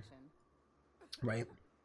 But you cannot imagine how fast she gave up when I said, if we can, if you want, in the finest royal Danish, and in the Danish I talk relatively fast. It is also a dissociation between what racism is and their idea of themselves. Yeah. A lot of white supremacists are recent immigrants or first generation. This is also true. Yeah. Because I don't know if Kanye's the best judge of moral compass, to be honest. Kanye clearly has had some needs therapy, is what I'm going to say. He's had some breaks. And the thing is, and that's the thing, and it's not just about white supremacy, it's also about class, right? So any kind of sort of oppression, class oppression, white supremacy, all of that.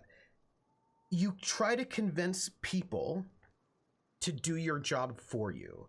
Like, a lot of classism ends up, like, you can see the ways in which not all working class people, but a lot of working class people have internalized classism, right? And then they are embarrassed by the things that they like that are from their class culture. And then they will start policing other working class people and other working class people's expressions. We often call that respectability politics, right?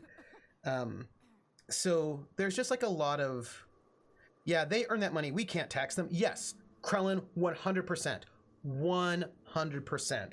Like, a lot of working class people and poor people have internalized class oppression to the point that they speak against their own interests a lot, right? And they uphold this class system that harms them because they have internalized that class structure that harms them, that is actively, like, I mean, things like they don't get, like, in rural spaces, there's no hospital for 50, 60, 70, 100 miles. All these things that are harming them, but they've internalized class oppression, or they've internalized white supremacy, or they've internalized sexism. I mean, you think about some of the biggest people who fought against women being able to vote were women, right? Because they internalized patriarchy in that way. And, you know, like that's how you can keep oppression happening, by convincing the people who are oppressed that it's in their best interest to keep that oppression happening. Any luck out there? Yes. I found your trauma kit. Your medic is dead. Oh, fuck. Well, that's better than nothing. Thanks. We'll head out as soon as we're patched up. Okay. Yeah, and like, if you like, that's how you keep power. You keep power by having people who don't have power working against their own interests and working against each other, you know? It was nice, but it was better to tell my 8th grade English teacher that I have a BA in art history and that stupid face made my year. Healthcare in the US in general, not just how close the nearest hospital is, it drives me mad. Yeah, and yeah. And that's a hard one to overcome. You know what I mean? Like, that's hard to overcome.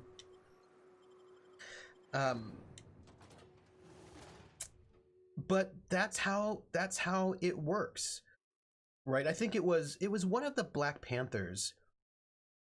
Who was it?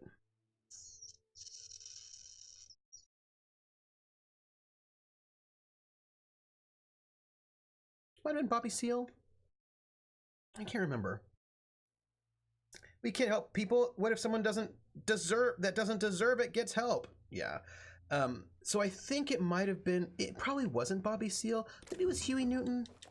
Anyway, it was one of the Black Panthers. And this Black Panther said, he was saying that one of the most important things is that Black people and poor white people and poor Latin people, that basically all poor people work together, because the system tries to convince, for example, poor white people, basically rich people try to convince poor white people that people of color are their enemy and that they should fight against people of color, when he's like, no, no, no. All that does is keep us fighting ourselves, and then we don't fight the people who are basically cheating on their taxes and stealing all of the money from us. And, you know, like those who cheated in such a way that like nobody who's poor has clean drinking water. You know what I mean? So they were trying to get, he was trying to sort of talk about the ways in which racism basically also hurts poor white people, because it convinces them to fight against other poor people rather than working on larger systemic change.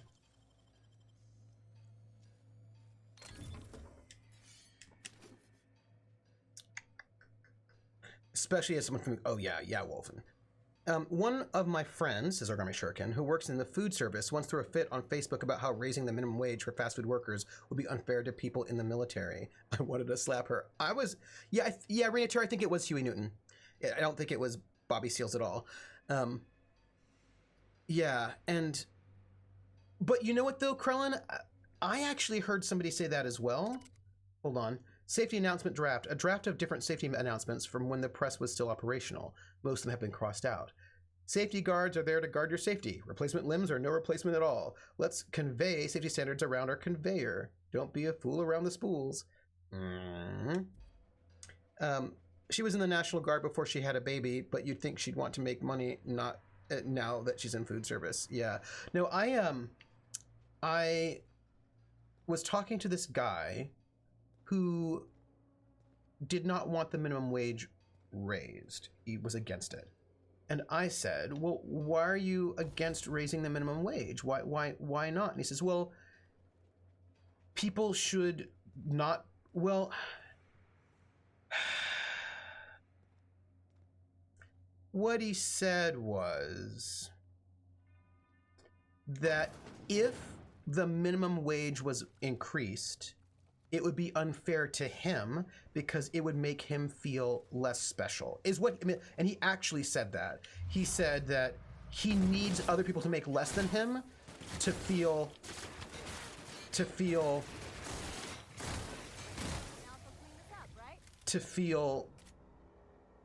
better about himself. Yeah. So he was like it was important to him to know that there are people working making less money than he did, so that he felt better about himself. And I was like, wow, really? Like, really? Like, that's where you're gonna go? Oh, okay. The one I've heard that drives me crazy is their startups. Also, especially since it's not true. If you look at who, and I also, or they're teenagers. Those are just teenagers in that job, and they don't need the money anyway because they're teenagers. But the thing is, a lot of people, like, I don't know who do they know who works at McDonald's? It's a lot of like retirees who work McDonald's who are working McDonald's because Social Security is not enough to let them live, and they need food. Yeah. I have an issue with minimum wage going up, if only because I know that companies will also raise prices on things because you know they aren't going to cut any profits to pay themselves. And the problem, that's Crit Twitch. Yeah. The problem is that people want to treat the minimum wage as a living wage, which it was never intended to be. Those common wage worker is a middle-aged woman of color. Yeah. And of course, one of the things is that I think that this is ideological, right? This is an ideological thing. Do you think that it is okay for people who have a full-time job to be homeless? Right? That's the question. should the minimum wage be a living wage? Do we think it's acceptable in our society for someone to work 40 hours a week and not be able to afford food or housing? And if the answer is yes, we think it's okay for people to not be able to eat food or house themselves when working full time for a company that makes a lot of money, then no, the minimum wage, we don't even really need to have a minimum wage. Like if we think it's acceptable for people to die or be homeless or not be able to afford to go to the hospital if they're sick, all while working full time, then no, we don't need a living wage, and we also don't need a minimum wage, really. So that's the question, right? Do we think it's acceptable for people to die in the streets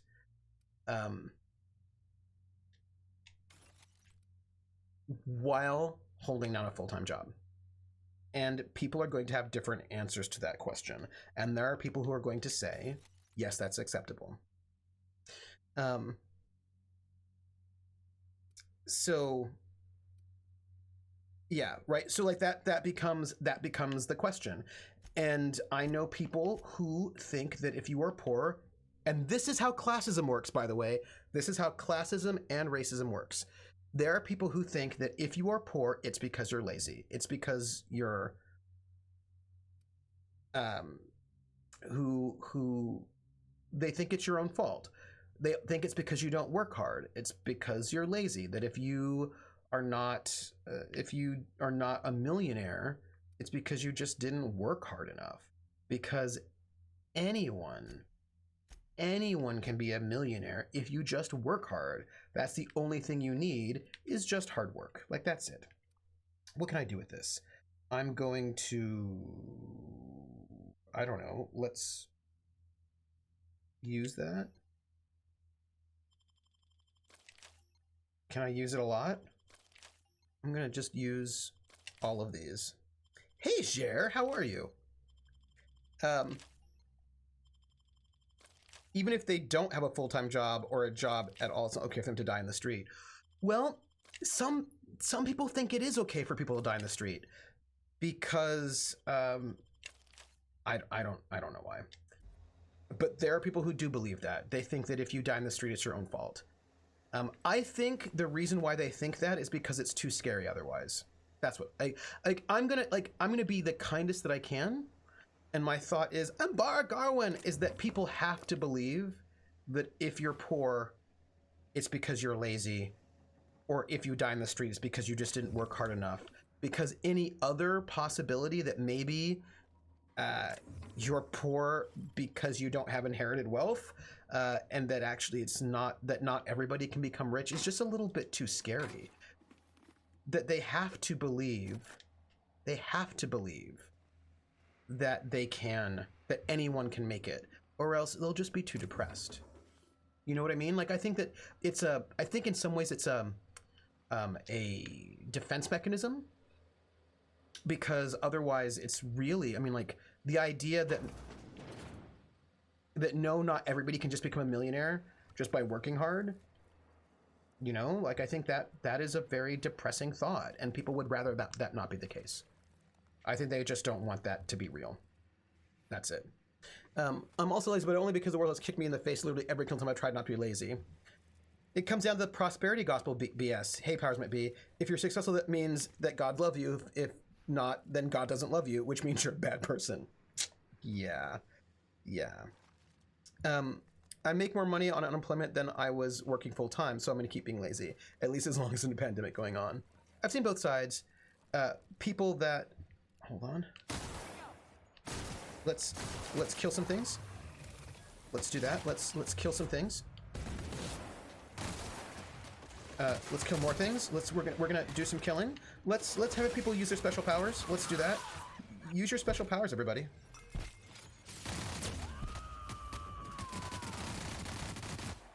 And then also, you use your special powers. Do it. Use your special powers while I stand here just looking around. Apparently, yes. More people. Fighting? Oh, behind me? Thanks. Thanks for letting me know that they were behind me. That's the last of them. Thanks. I appreciate the heads up. Yoka! Thank you for the... Aww. She's my friend. She let me know that they were behind me so I didn't keep getting eaten. Yoka, why are you so cool? Krellin was right all along. Of course. Let's see. I've seen both sides, people that were poor through no fault of their own and people that were poor because of poor money management. And yes, as a pharmacist, I have seen the people with the insert high cost car here that walk in with welfare cards. And I've seen the ones struggling to get out of the trap. But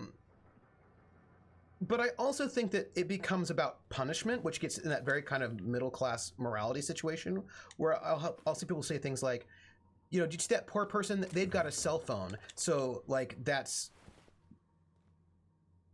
they shouldn't have a cell phone, but you actually kind of can't do much without a cell phone today. And maybe that car, and also we don't know how they got that car. That car might have been a gift from someone. My family was dirt poor. We were very, very poor. And for most of my life, we did not have a car. But at one point in time, we got given a car as a gift that was kind of nice. And that was really important because my folks needed it for work. And of course, we couldn't necessarily afford to repair it. And when it went away, we couldn't get a new one. But also, there's like a whole thing where people are like, poor people shouldn't have entertainment.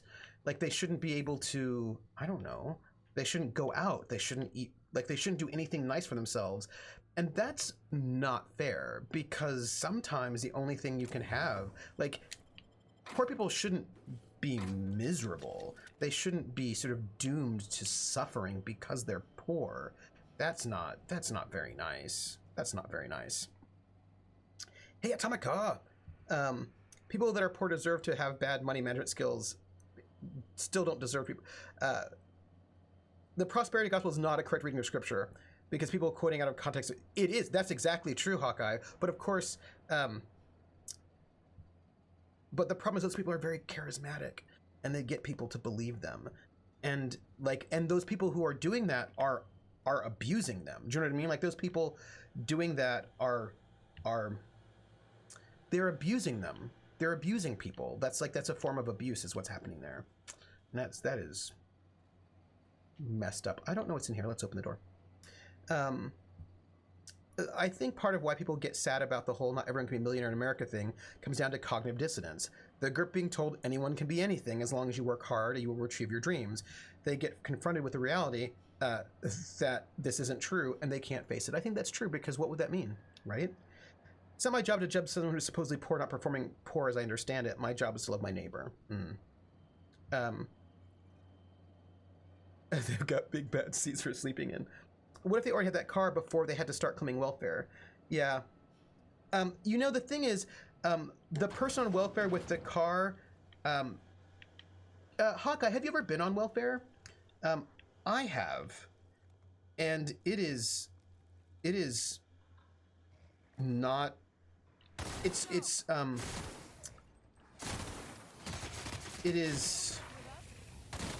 not, it's not a great experience. It's also they tend to be a lot of humiliation, deliberate humiliation, like it's really a terrible experience to be on welfare. It's needlessly cruel, and it's very I was a kid when I was on welfare, and the way that they treated my mother, it was very bad. Like it was like, and also the amount of money you get is hardly enough to live on. I don't know. It's like, I don't know if you've seen those challenges, right? Where they tell you how much actually you get in food stamps, which is not much. And you have to try to live on that. And the people try to try that and they're like, oh wait, that's really hard to do. And also they're up in your business. And my family was on welfare before the welfare reform, which made it even harder. So it's hard to imagine that somebody could be on welfare, especially after Clinton's welfare reform, and have a Cadillac and a fur coat. That's imagine. Atomic says, I don't consider myself poor and I live out of my new car. I just had to escape a drug addict roommate and can't pay $1,400 a month for rent on my own. I just don't want to live with anyone. The Republican Party searched high and low for welfare queens and never found a single one. But only the rich deserve luxuries. Trooper, that's how rich people feel better about their indulgences. They want to feel like they can indulge because they have earned it. Yeah, she had the look and behavior of a scam artist. If you found this person, Hawkeye, she is probably one of the only people. There are it is very difficult. Like the amount of scamming in welfare is very, very low. There are not many scammers in welfare. It's very difficult to do. There are very, very few of them. It's just not a particularly common thing because it's really hard to do that. And also, we're talking about like welfare scammers, but we're not talking about the fact that we have corporate scammers who don't pay their taxes at all, and they or you know what happens quite a lot? Wage theft.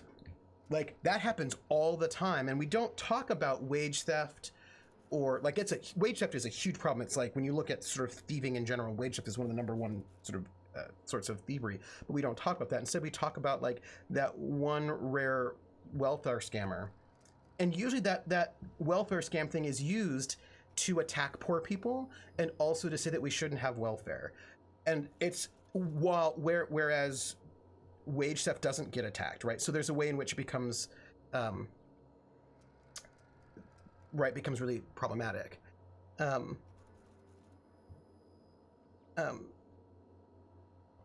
Thank you, Rissa, for the time check. I'll buy your groceries if you buy me some diapers, TP, and cat food. Yeah. Wage theft is more than half of all thievery in the country. Yeah. That's the thing, Trevor. Even if 0.01% of people abuse welfare, people think the entire system should be shut down and children should go hungry because God forbid a single person do something bad. All poor people should suffer and die rather than even one single individual scam the system. But don't bring up the fact that rich people are capable of scams because that doesn't count.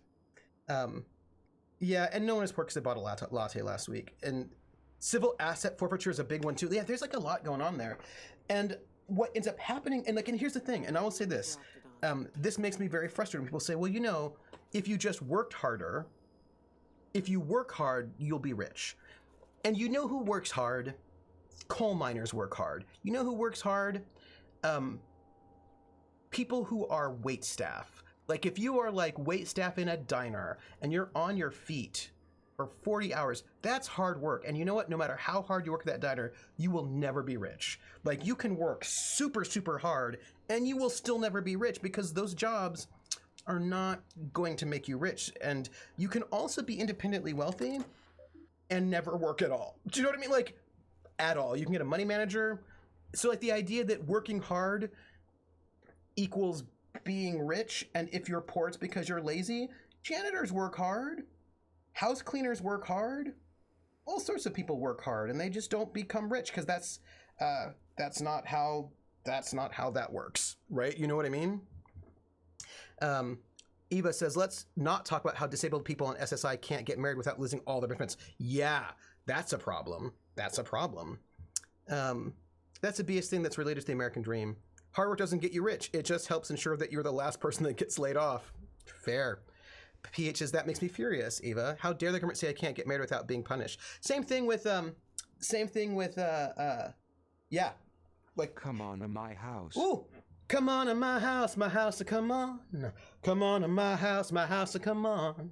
Come on to my house, I'm gonna give you candy. Come on to my house, I'm gonna give you everything. Thank you so much. Welcome in, Raid. Gaming FTL. I don't know if you know this, but I love you. I think you're the best, And I want to know, what were you streaming and how did it go? And also, Gaming FTL, when are we going to be in an RPG together? When are we going to be in an RPG together? This is what I want to know. I want to know what you're thinking. Oh, good. Okay, good. It is a good question. Good. Oh, you were doing some VR stuff. Ooh. So, Josh, I have thoughts, you know. I have thoughts about you being us gaming together. I'm just saying because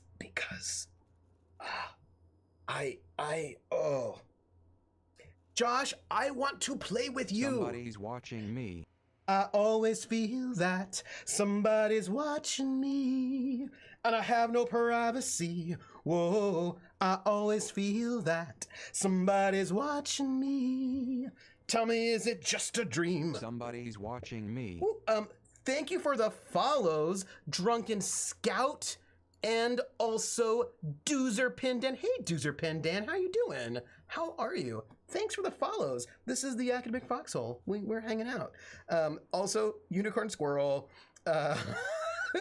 Thank you, Drunken Scout. Also, I love that song. Oh, I used to have the actual song playing, but I made it all text-to-speech because the RIAA is like apparently cracking down all over Twitch and people are getting their account suspended, and I just don't need my account suspended. It's not what I need.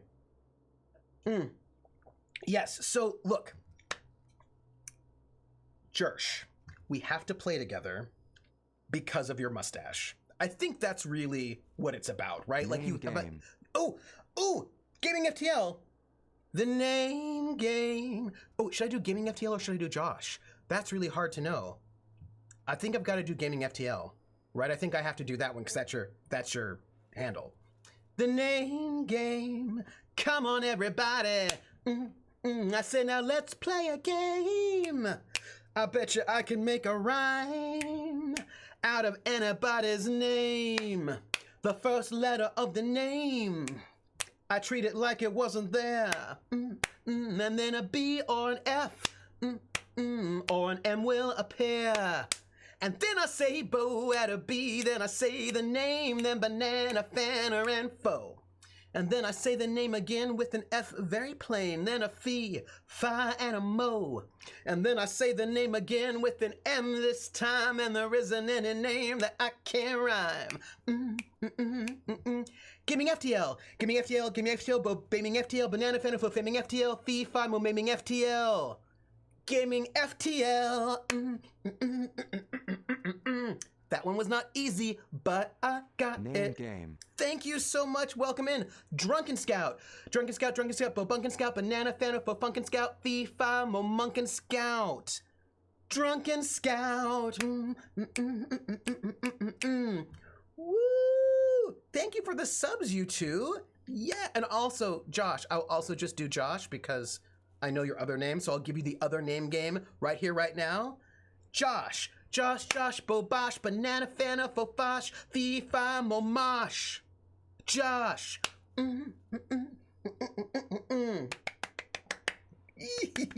There are only winners in the name game, and that is true. That is the trueness. So wait, copyright. I had a friend who went back to school in her 20s, got absolutely zero financial aid because she was married. I went back to school at the same time, and since I wasn't married, I got federal loans and Pell Grants. Before we went back to school, she and I worked literally the same job for the same pay, yet only one of us was united. Yeah, that's messed up. Like, that is messed up. Messed up. I don't even... Name game. Ooh! So first off, we have a name game and also bits. That's two things. So first off, the name game. Come on, everybody. I said, now let's play a game. I bet you I can make a rhyme out of anybody's name. The first letter of the name. I treat it like it wasn't there. And then a B or an F or an M will appear. And then I say bow at a B, then I say the name, then banana, fanner, and foe. And then I say the name again with an F very plain, then a fee, fi, and a mo. And then I say the name again with an M this time, and there isn't any name that I can't rhyme. Doozerpin Dan, Doozerpin Dan, Doozerpin Dan, Bo Boozerpin Pan, Banana Fanifo, Foozerpin Pan. Oh no, I gotta say it again. Doozerpin Dan, Doozerpin. Doozerpin Dan, Doozerpin Dan, Doozerpin Dan, Bo Boozerpin Pan, Banana Fanifo, Foozerpin Dan, Fee Fi Mo Moozerpin Dan. Doozerpin Dan. Doozerpin Dan. You didn't get me. I got it. I got that one, Doozerpin Dan. Boozerpin Dan. Foozerpin Dan, Moozerpin Dan.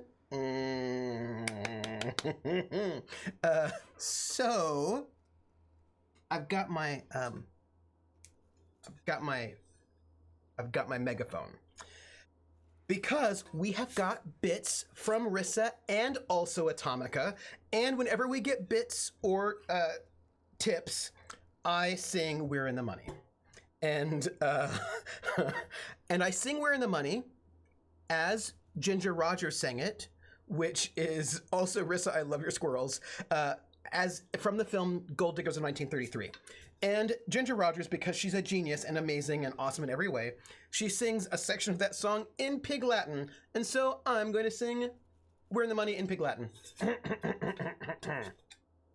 Do you know the song? Okay, look, I'll sing it first in English so that you know what I'm singing. We're in the money, we're in the money. We've got a lot of what it takes to get along. We're in the money, the skies are sunny. Old man depression, you're through, you've done us wrong. Oh, we never read headlines about bread lines today. And when we see the landlord, we can look that guy right in the eye. We're in the money, we're in the money. We've got a lot of what it takes to get along. Okay, so I'm gonna sing it in Pig Latin.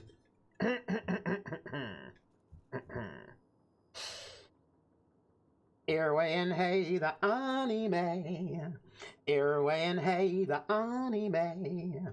Eve way at gale at way of way at way at way x to tit gale on way oh. Irwin hey the anime. Either I skays or I say, old man the 80 and pray, ooh yare, ooh three, what's down my young rail. Ewe ever need red leonsley, ev wed briansley, oot take day. And we see the landlord will look left the eye, right in there, the eye. We're in the money, we're in the money. We've got a lot of what it takes to get along. Look. What is better in life than singing in Pig Latin? I don't even know. Takerosh, welcome in. Come on in. We got a new raid. Yeah. Hey, everybody. Takerosh, how are you? I just wanted you to know. Heart hands emotes. I think they're so great. I now believe that Trooper just goes through the dictionary and phone book to practice off screen. Well, I mean, I think about the name game a lot, you know. Yeah, so PH, and the thing, PH, about Ginger Rogers being amazing, also, hello, Takerosh. The thing about her is that she was, so, Takerosh, what stream were you doing? What were you streaming? Tell us. The name game has been trending on TikTok? Oh. Ooh, I hope they're doing the name game super well. Your niece told you. So, okay, look. What Ginger Rogers would do before she hooked up with Fred Astaire is that she was a vaudeville performer. She sang in vaudeville, and one of the things that she would do is she'd just sing the hits of the day, but in Pig Latin. She had this amazing ability to, like, take a song and then translate it into Pig Latin in a way that worked and was cool. And that's just what she did. And she was like, what's the new song? Okay, I'll do it. And she just did it all in Pig Latin. And she was on the set for Gold Diggers of 1933. And she was supposed to sing "We're in the Money," which was not supposed to be in Pig Latin. It was just in English. And between takes, she was just joking around and she was showing off her mad skills, her mad Pig Latin skills. And the director saw it and was like, oh, no, wait, what are you doing? We're putting that in the movie. And so because of her mad Pig Latin skills, she was able to do that. I mean, but can you imagine, like, I don't even think I could do that, right? you're streaming Dragon Quest Builders 2. Oh. What is that like? Yeah, because like, could you imagine like, how would you like pick some song that's really popular right now? Like, how many months did I practice? Oh, I practiced that Pig Latin hardcore for quite some time because it's hard. And she was really good. And like, whoa. I kind of love it when actors get to put a little bit of their real selves into something. Yeah, I like it when actors have agency. as a former actor, I mean, I suppose I still am an actor. Like, your actors have skills. Let them bring something to the table. It was a while. Oh yeah, it was a while until you felt. Oh no. Yeah, because the thing is that it's okay. Gonna pick up when I get to the first island. Ah, yes.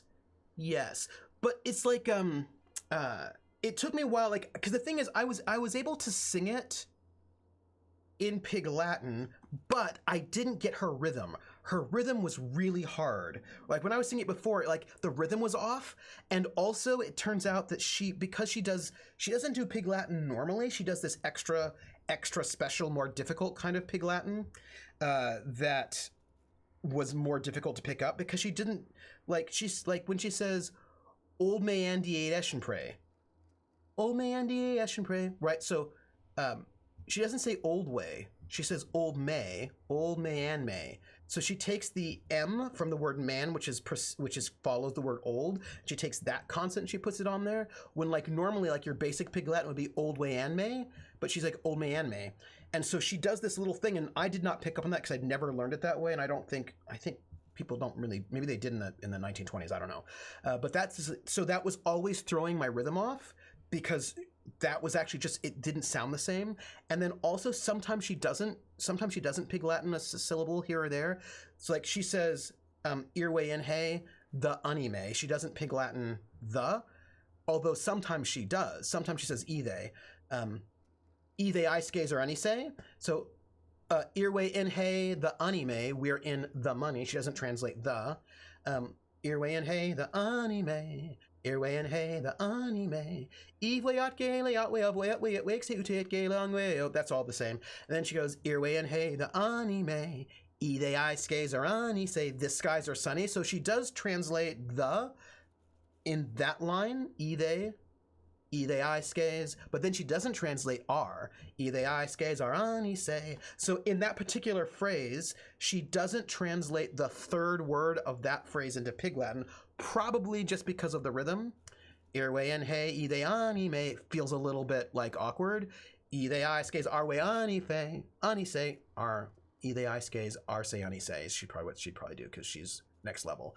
So like figuring out when she does and when she doesn't translate one little word in there and then actually what she's doing, that took a long time. And I knew for a long time that I was doing it in Pig Latin, but not the way that she was doing it and not with her rhythm. And so it took me a while to get it, but I have it now and I'm so excited. Oh, so good. So good. George Lucas is the last man that should claim auteur status, since the most defining line of his most famous character wasn't even written by him, and the editing and the whole thing was re-edited by his wife. You know. So, Trooper, what is this academic foxhole for justice thingy? So, we are supporting the Bail Project, and it's like where it closes on the end of the month.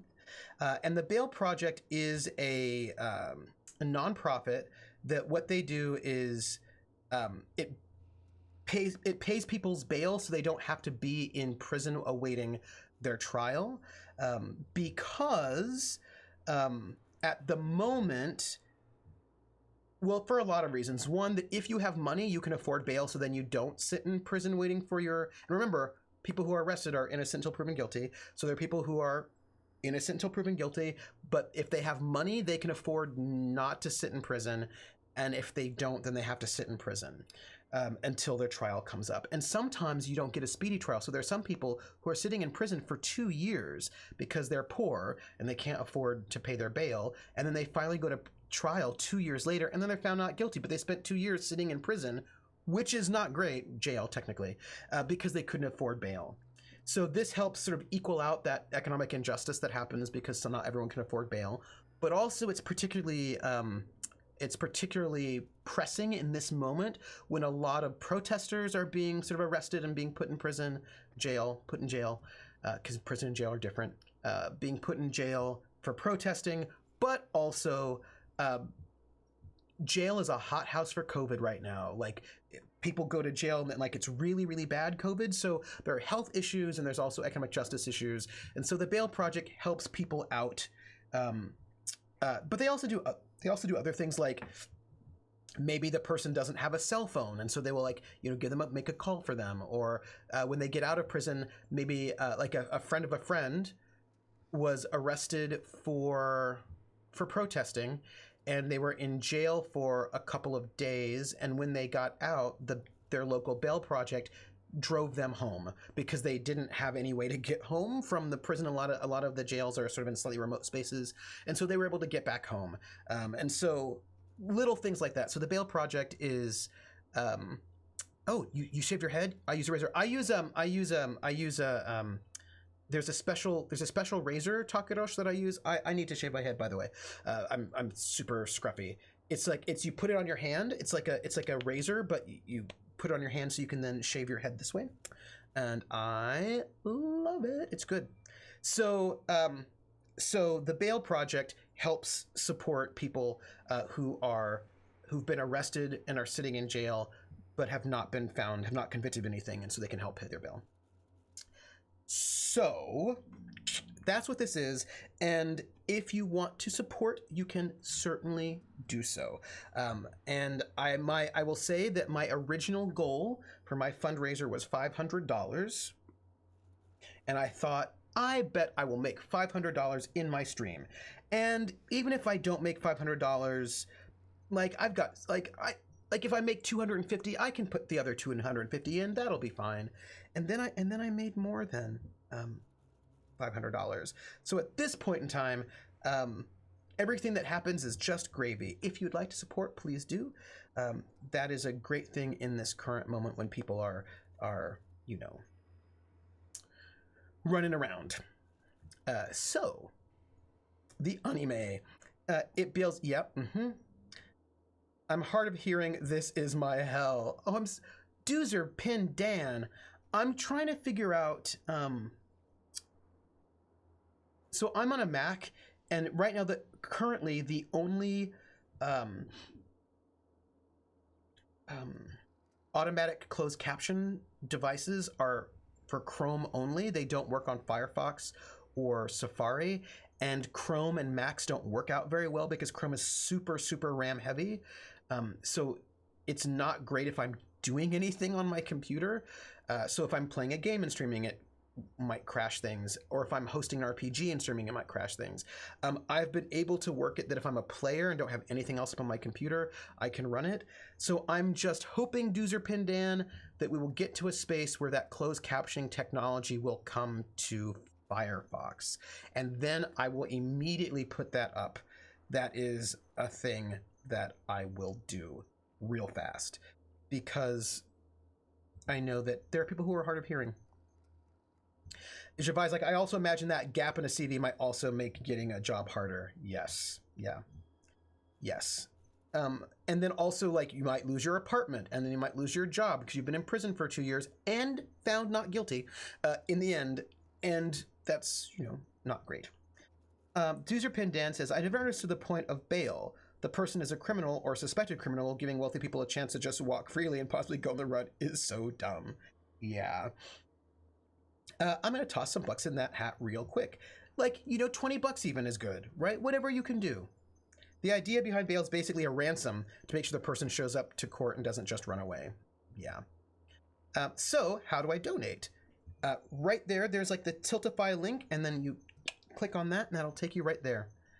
Which actually makes it dumber because rich people can afford to lose the bail and poor people cannot. Yeah. Crit Twitch says, I've posted this before, but the money does get reused in several cases once the court appearance is made, etc., based on whatever the court rules, I guess, said. Takerosh! Oh, Takerosh. Heat is no good. No good at all. Doozer Pindan says, oh, I wasn't having a hard time understanding it specifically. Just the idea of talking normally with Pig Latin is hell. Oh, Doozer Pindan, do you want to know a secret? Do you want to know something? It's not a secret. It's not a secret at all. It is not a secret. What I'm about to tell you is in no way a secret. It's just what I'm going to tell you. I did a whole stream in Pig Latin. That was like I think that was like my 500 follower stream thing, was that I would do a stream in Pig Latin. I did a visual novel, because visual novels have the text printed so you can read it. So if you do not understand Pig Latin, you can still know what I'm saying. And then I did a visual novel in Pig Latin for a stream. So it was called The Elevator. And I did at the Imstre in Pe Igpe Anle. It way Uzway difficult day, Ikuzbe, Iway Onted way Ute, Ebe able way Ute, emote way, Iway onted way Ute, act way, Itway emotion way, Iway idn't aren't way Itway Ute Ebe oring bay, or way onotone may, Iway onted way eel ray Ealing Fay. Uye One. So, I really wanted to get the emotion and the feeling in my Pig Latin, so I really wanted to practice Name game. getting that level of feeling so that it would still be interesting, just even if you didn't understand what I was saying, the feeling would be good. But the name game, come on everybody. I said, now let's play a game. I bet you I can make a rhyme out of anybody's name. The first letter of the name. I treat it like it wasn't there. And then a B or an F or an M will appear. And then I say bo at a B, then I say the name, then banana, fanner, and foe. And then I say the name again with an F very plain, then a fee, fi, and a mo. Name game. And then I say the name again with an M this time, and there isn't any name that I can't rhyme. Verum lumen, go verum lum, banana fenifo, verum lumen, fee, fi, mo, merum lumen. Verum lumen. Dream Wisp Jen. Dream Wisp Gem. Dream Wisp Gem. No, wait, hold on, I don't have it. Wait. Dream Wisp Gem. Dream Wisp Gem. Dream Wisp Gem. No, I'm losing the P. Dream Wisp Gem. Dream Wisp Gem. Dream Gen. Dream Wisp Gen. Dream Whips Gen. Dream Wisp Gem. Dream Wisp Gem. Bo Beam Whips Gem. Banana Fanifo Theme Whips Gem. Fee Fimo Meme Whips Gem. Dream Wisp Gem.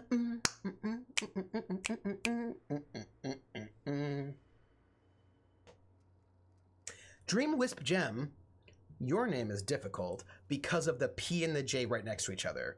Dream Wisp, I could do that no problem. Wisp Gem, it's the Wisp Gem. It's like Crit Twitch because there's a gap between the two T's. Dream Wisp Gem, Dream Wisp Gem, Dream Wisp Gem, Bo Beam Whips Gem, Banana Fell Theme Wisp Gem, Fee Fi Mo Meme Wisp Gem, Dream Wisp Gem. Yeah, Dream Wisp. That was challenging. I'm having nightmares of Chipper threatening to reread that really bad book I won't dare name in Pig Latin. Atomica. If I read it in Pig Latin, it wouldn't be nearly as bad. And so then it's not as exciting if I read it in Pig Latin. Losing your P sounds like a personal problem best left off stream. And then you should talk to your doctor if you lose your P for more than 4 hours. Meme Wisp Gem. Hey, Jen. Oh, did you really? Ooh. By the way, we have Terry's birthday. Name game. Ooh. PH. Oh, give sub. The name game. Come on, everybody. I said, now let's play a game. I bet you I can make a rhyme out of anybody's name. The first letter of the name. I treat it like it wasn't there. And then a B or an F or an M will appear. And then I say bo at a B, then I say the name, then banana, fanner, and foe. Then I say the name again with an F very plain. Then a fee, fi, and a mo. And then I say the name again with an M this time. And there isn't a name that I can't rhyme. Paladin Hulk, Paladin Hulk, Paladin Hulk, Paladin Hulk, Banana Fanafo, Paladin Hulk, Fee, fi, mo, Maladin Hulk. Paladin Hulk.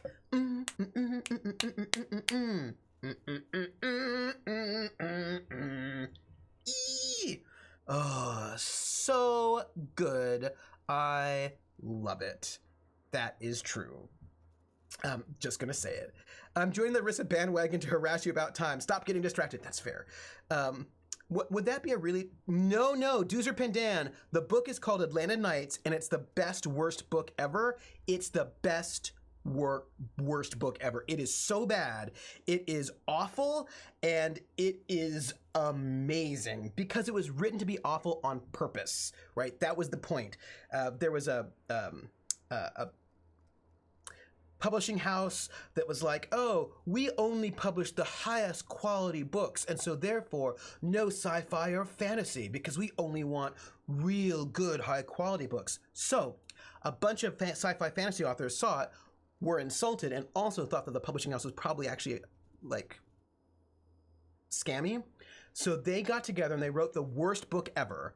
So there were like maybe 12 or some authors like that, and so each author would write a chapter, but they didn't know which order their chapter would be in or what really the plot was. They kind of basically got the name of characters, and each of the characters' initials spells out basically the name of this publishing house is a scam. So like that's the name of it. It's like, you know, like Publish America is a scam or whatever.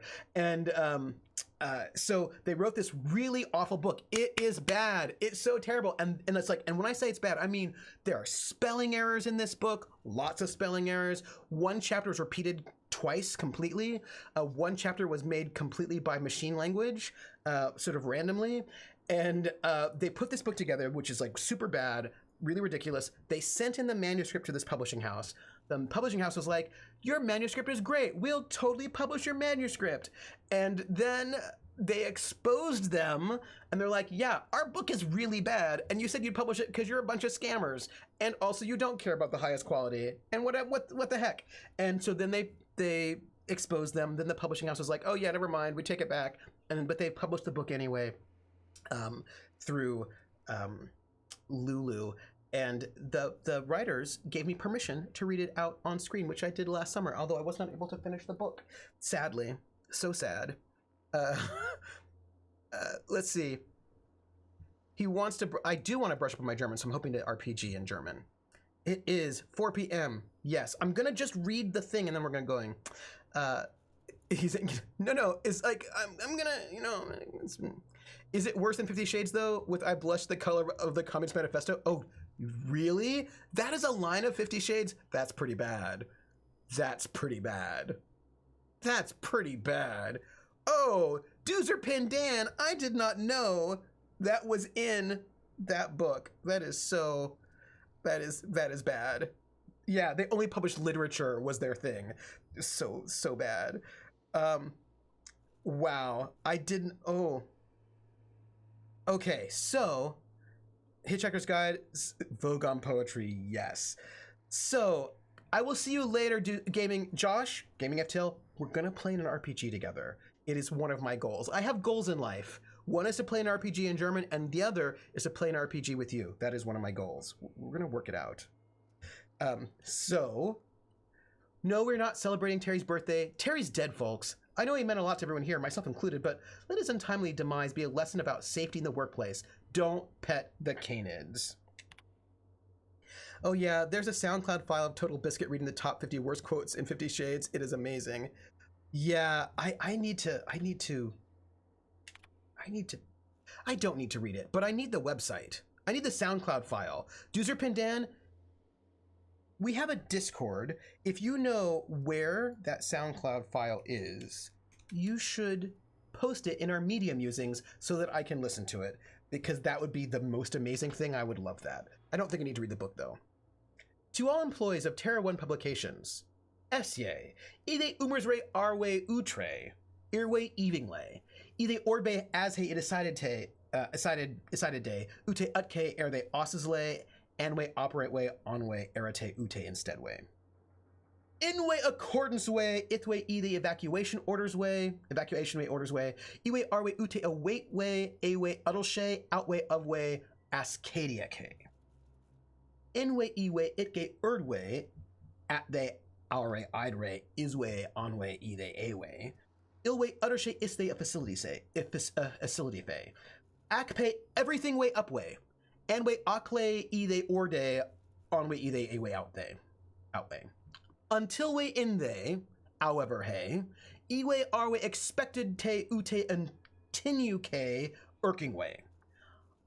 I'm way urshe, assignments ray, arwe orth coming fay, utbe, at days otne, and way excuse way, ute osle ounde. Iwe ilste avhe agazines may, ute ublish pay, epol pay, our way customers k, our way eager way ute einfe outway upway appens hey, inway incident day unter hey, number 112. That's that one.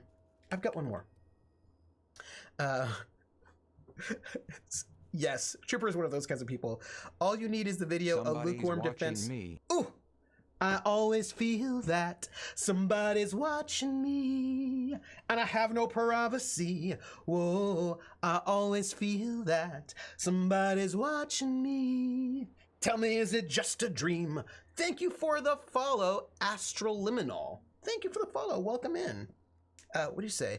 All you need is the video, a lukewarm defense of 50 Shades of Grey. I've only seen clips of other people reading it, but still. There's no I'm gonna know what best this said. Two tiny amber and black text with narration in Pig Latin. Oh, it was basically everyone's in the worst. This is our last one. Halcyon Holdings Corporate Board, Public Notice 117, on the issue of a hazard clause for Terra 1. This notice, issued January 12th, 2343, serves as the public denouncement of Terra 1 as a feasible workplace environment. Due to the hostile and aggressive nature of the wildlife, as well as the unsustainability of its natural flora for use in human consumption, the Halcyon Holding Corporation Corporate Board has officially enacted a hazard clause covering the entirety of Terra 1.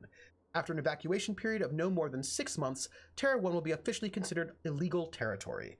This is a unanimous decision. Any corporation caught operating on Terra 1 after the evacuation period will face fines and possible disbarment, as defined in Halcyon Code 22.1. So, I did what I was supposed to do. I should take this gun away because it seems rude to have a gun pointing at everybody's face.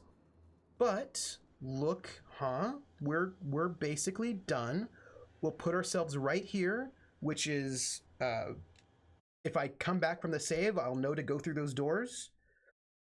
Place to save. Overwrite my save. Let's do it. Hey everyone. This is we did a bunch of stuff.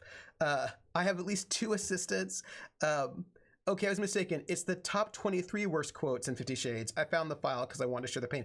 Doozer Pin, I want that pain. Share it with me. I hope that phone call Math Trooper is doing in his head is accurate. Yes. Yes. I did shoot things today, so I played. We went through a bunch of stuff, so that was really good. So, everyone, first off, you all are great. Thank you for being here. I appreciate it very much. You can find me next week, Thursday at 6 p.m. I will be on my channel playing Wandersong. And then on Friday, 1 p.m., I'll be over at Tales from the Grim, where I will be playing Aether's Walkway. And then on Saturday, most likely I will be doing The Outer Worlds at noon regular time. I'm also moving on Tuesday after that. So the week after, I will probably go a little bit dark. I don't know when I'll be able to spool back up my stream. I'll be moving on Tuesday. There's apparently internet, but I don't know if it's good. So, and I have to unpack and set up, So next week is good, but I don't know about the week after. Oh, thank you, Doozer Pen.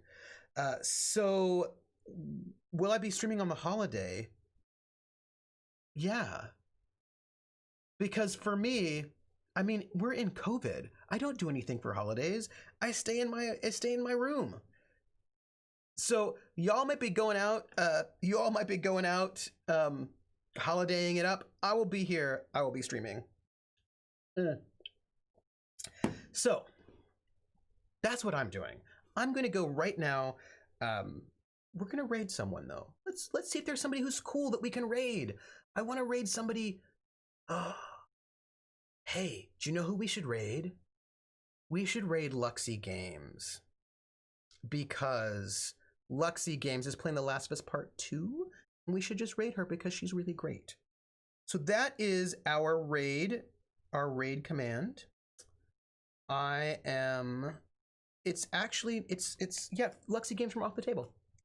And we're gonna raid her.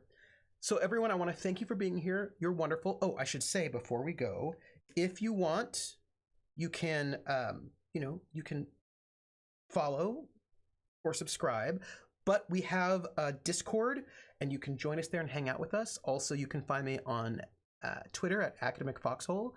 Trooper SJP's the YouTube, where there's the archive of all of this madness. And also I have a Patreon, which is Academic Foxhole, and all the Patreon money goes to pay for the cast and of RPGs on this channel. So for cast and also music and overlays and all that kind of stuff, props, that bit.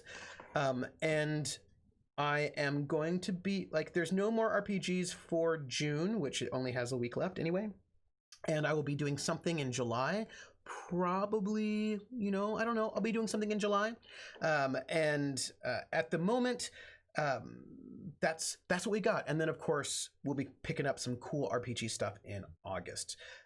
But July, after the move, we'll do more stuff. So that's it. Off the Table with Table Story. Table Story. Thank you, PH. Table Story. So that's it. We're going to go and we're going to raid Luxy. We're doing it in 10 seconds.